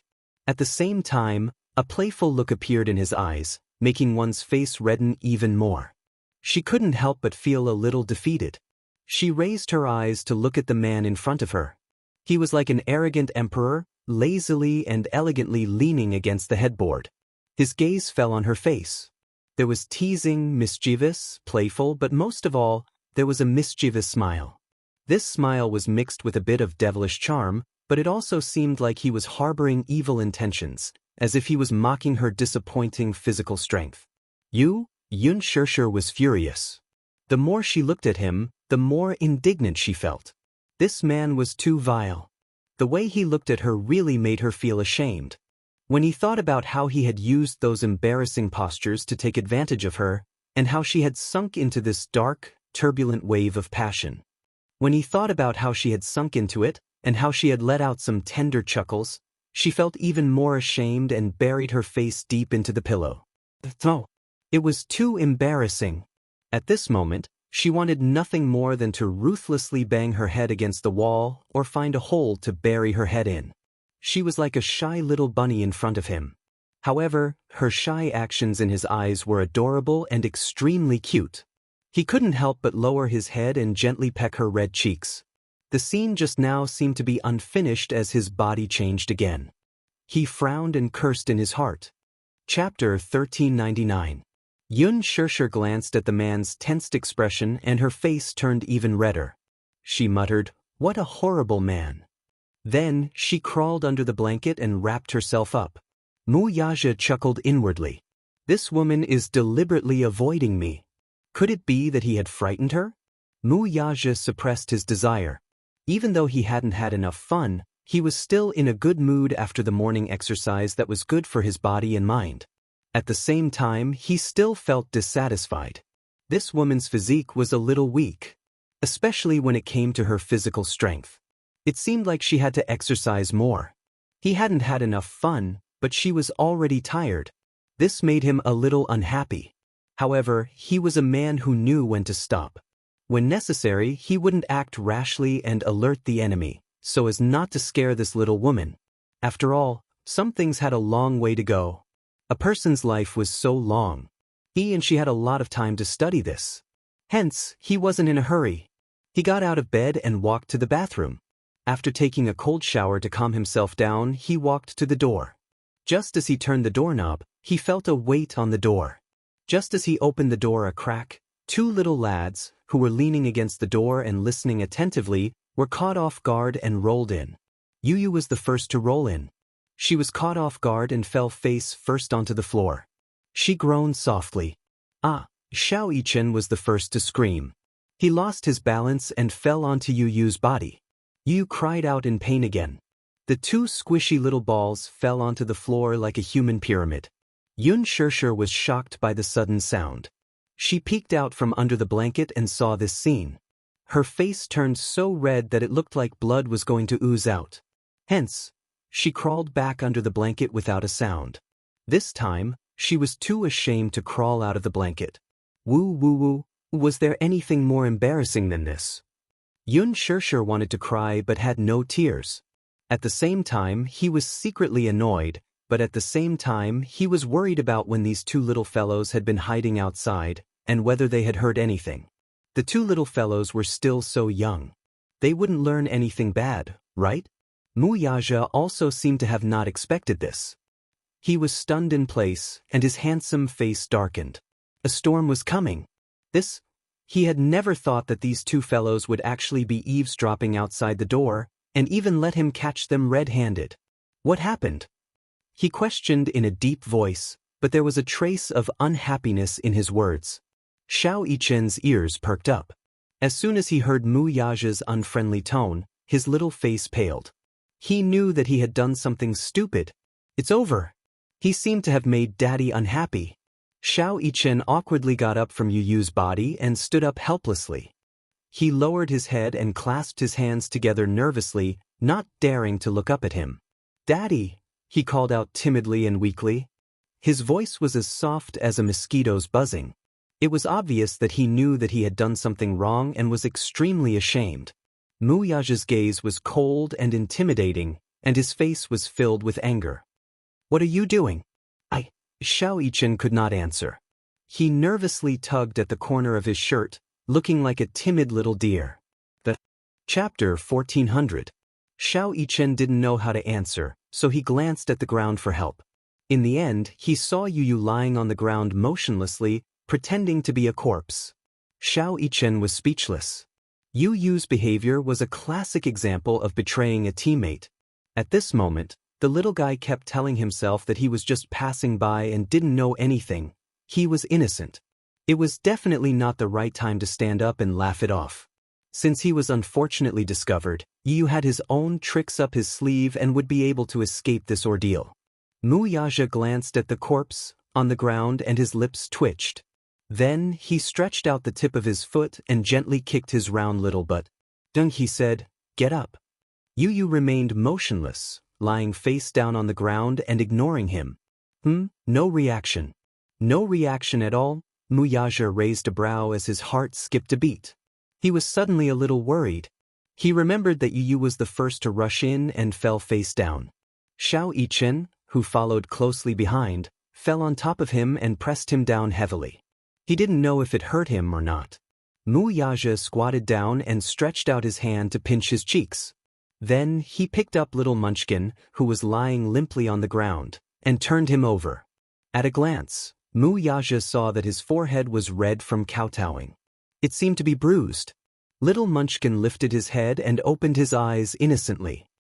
He blinked and his eyes were misty. He seemed to be in pain from the fall.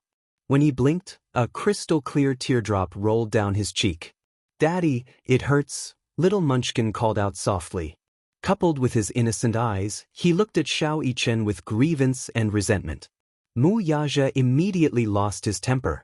Xiao Yichen, who was standing at the side, was so shocked that his mouth was wide open. Was this even possible? Feeling wronged, Yu pursed his lips and retorted, "Daddy, why did you suddenly open the door?" "I lost my balance and fell." Mu Yaja felt wronged and wronged. "Who told you to eavesdrop outside the door?" He couldn't help but say in displeasure. Sob, sob, sob. Yu clutched her chest in agony as if she had been wronged. She made sure to portray the word pain in her heart. "Daddy, how dare you accuse me? Eavesdropping? How could you do something so despicable?" Yu is angry. Mu Yaja was rendered speechless by his words. Darling's heart is so cold. Mu Yaja was speechless. At the side, little Yichen's eyes widened as he sucked in a breath of cold air. "If you weren't eavesdropping, then why were you standing by the door?" Mu Yaja asked and looked at little Munchkin's tearful face suspiciously. Yu and Xiao Yichen looked at each other and said confidently, "We were just passing by." Mu Yaja's lips twitched even more. He narrowed his eyes and was obviously skeptical. "Passing by?" "Yes, passing by," Yu said seriously. Mu Yaja didn't believe her at all. "Little liar." Really. Yu suddenly wiped her tears and smiled obediently like a polite and humble gentleman. "Actually, I just finished making breakfast and wanted to come over and greet Daddy and Mommy. I also wanted to ask when Daddy and Mommy are having breakfast." Chapter 1401.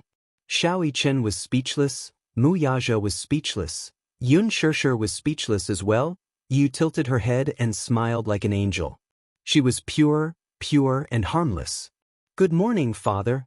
It's 8 o'clock in the morning. Would you like to have breakfast?" Xiao Yichen's shoulders trembled. He thought to himself, there are so many smiles in the world, but Yu is the only one who makes me feel that her smile is scarier than her poker face. It's more hair-raising. He felt that she was very two-faced. "Ahem. What's for breakfast?" Mu Yaja asked quietly. Yu Yu's lips curled up and she smiled even more beautifully. Bread, milk, poached eggs, and ham. Mu Yaja was stunned. Then he said, I like poached eggs. Yu Yu kept calling him father, and he felt a little smug. In an instant he completely forgot about the 2 glutinous rice balls eavesdropping outside the door. Xiao Yichen was dumbfounded. He and Yu Yu were indeed not on the same level. Even someone as smart as Daddy was completely under Yu Yu's control. With a bright smile on his face, he asked, Oh, right. My dear father, I've also fried deep-fried dough sticks. The outside is crispy and the inside is tender. The taste is superb. Do you want to try it? Mu Yajin nodded in a daze. Then he carried Yu Yu to the dining room. Xiao Yichen was dumbfounded. He was petrified on the spot. Yun Shirshir hid under the blanket and couldn't help but snicker. Ha! She was amused by Yu Yu's smart and adorable look. She was amused. This little fellow was really a little shrewd. He had his daddy in the palm of his hand. With just a few words, she managed to coax Mu Yaja into having breakfast while avoiding the main point and dwelling on the trivial. Otherwise, this matter wouldn't be over. If Yu Yu wasn't around, Xiao Yichen might have been taught a lesson. Yu Yu saved him from the abyss of suffering with just a few words. She wasn't simple. Xiao Yichen learned and experienced what it meant to be scheming. Mommy! Xiao Yichen stood at the door and called out to Yun Shirshir. Yun Shirshir emerged from the blanket with a blushing face, only to see the little boy leaning against the door with a blushing face. He shyly greeted, Mommy, good morning. With that he ran off. Shyly. The 2 little guys didn't intend to eavesdrop. They rushed over to invite Mu Yaja and Yun Shirshir to the dining room for breakfast. However, when they reached the door, Yu leaned against the door and pricked up his ears to eavesdrop on the sounds in the room. Xiao Yichen also leaned forward. However, not long after, the door was suddenly opened. The 2 little lads failed miserably at such a simple task, and both of them fell in together. Yun Shirshir was amused. She covered her mouth and laughed until she collapsed on the bed. With 2 children at home, she felt that every inch of her life was bright and sunny. Xiao Yichen and Yu Yu were probably the best gifts that God had given her. In the dining room, Yu personally fed Mu Yaja a deep-fried dough stick. The latter took a bite. The golden skin was crispy and the inside was tender. It was indeed delicious.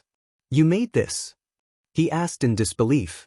Yu Yu raised his eyebrows and was obviously very proud. Yes.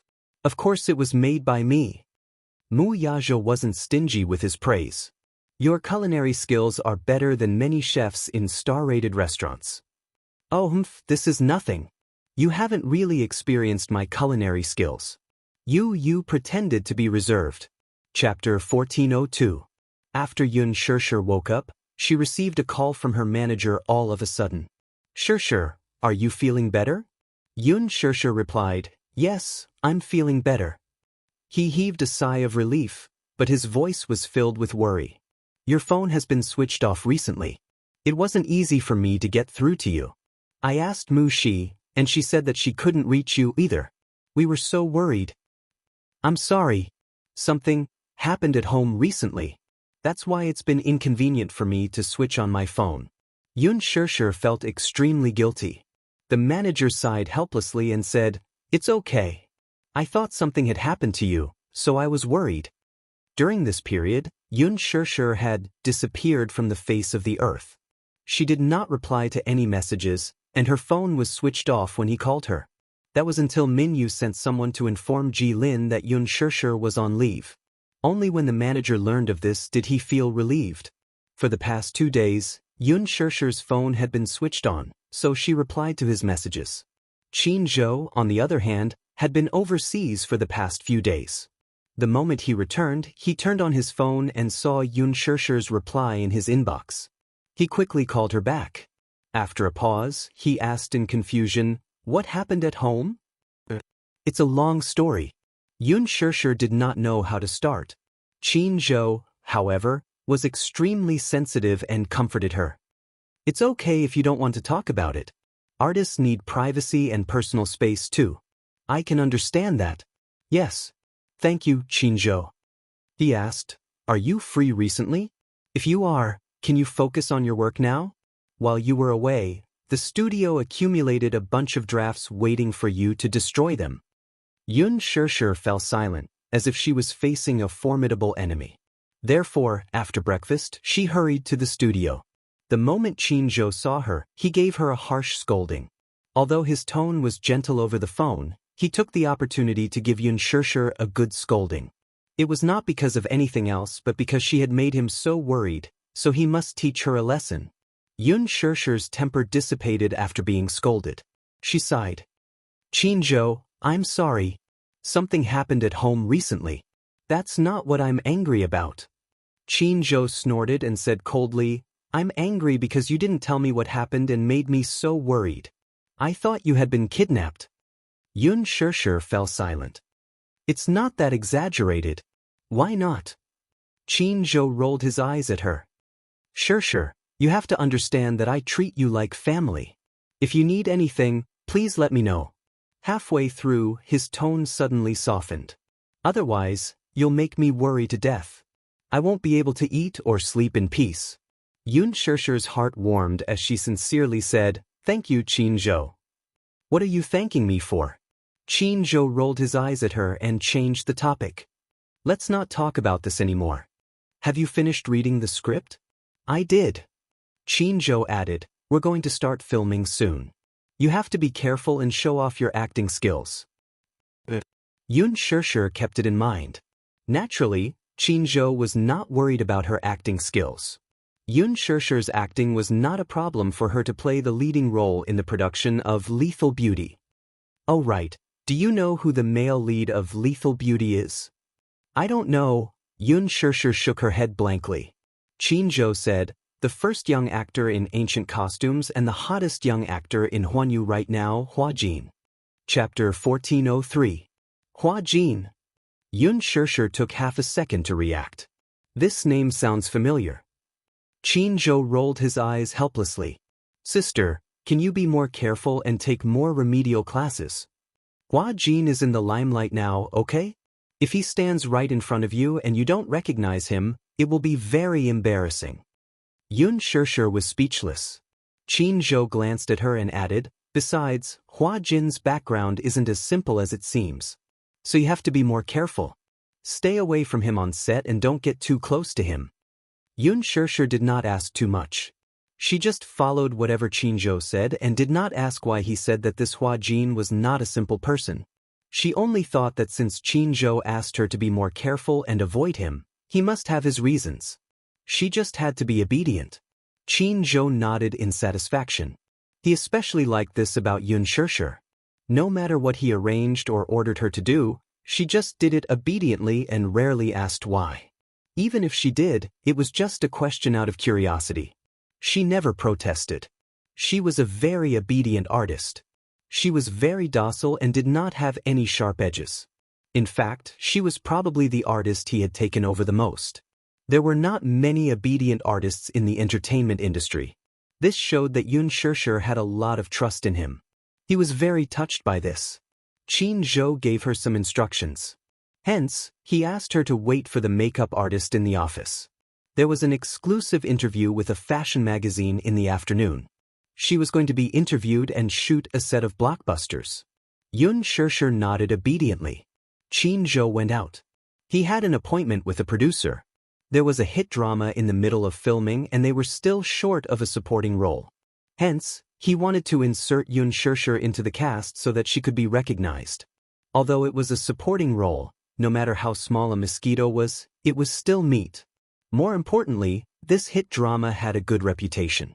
The ratings for the second part of the drama were still shocking and it was firmly in the top 2 spots in the charts. One had to know that many popular dramas would lose their popularity by the time the second part was filmed. The main point was that this hit drama was being filmed and broadcast at the same time. After filming this episode, after 2 weeks of post-production, it would be broadcast on TV. Qin Zhou naturally had his reasons for making such arrangements. Previously, Yun Shirshir had become popular mainly because the team of The Green Apple had promoted her on Weibo by publishing behind-the-scenes footage. However, now that the filming of The Green Apple was completed and it was in post-production, there would be a long period of silence. Therefore, Qin Zhou naturally had to use some means to get some exposure for her. It was a good choice to play a supporting role in this popular drama. Most importantly, this supporting character's persona was very good at eating. If Yun Xianxia could get this opportunity and participate in it, it would definitely increase her exposure. Of course, he was determined to win this negotiation. Therefore, he gave Yun Xianxia a few instructions and left in a hurry. Yun Xianxia stayed in the company to memorize the script. There was an exclusive interview in the afternoon with Bazaar Fashion. Hence, Bazaar naturally arranged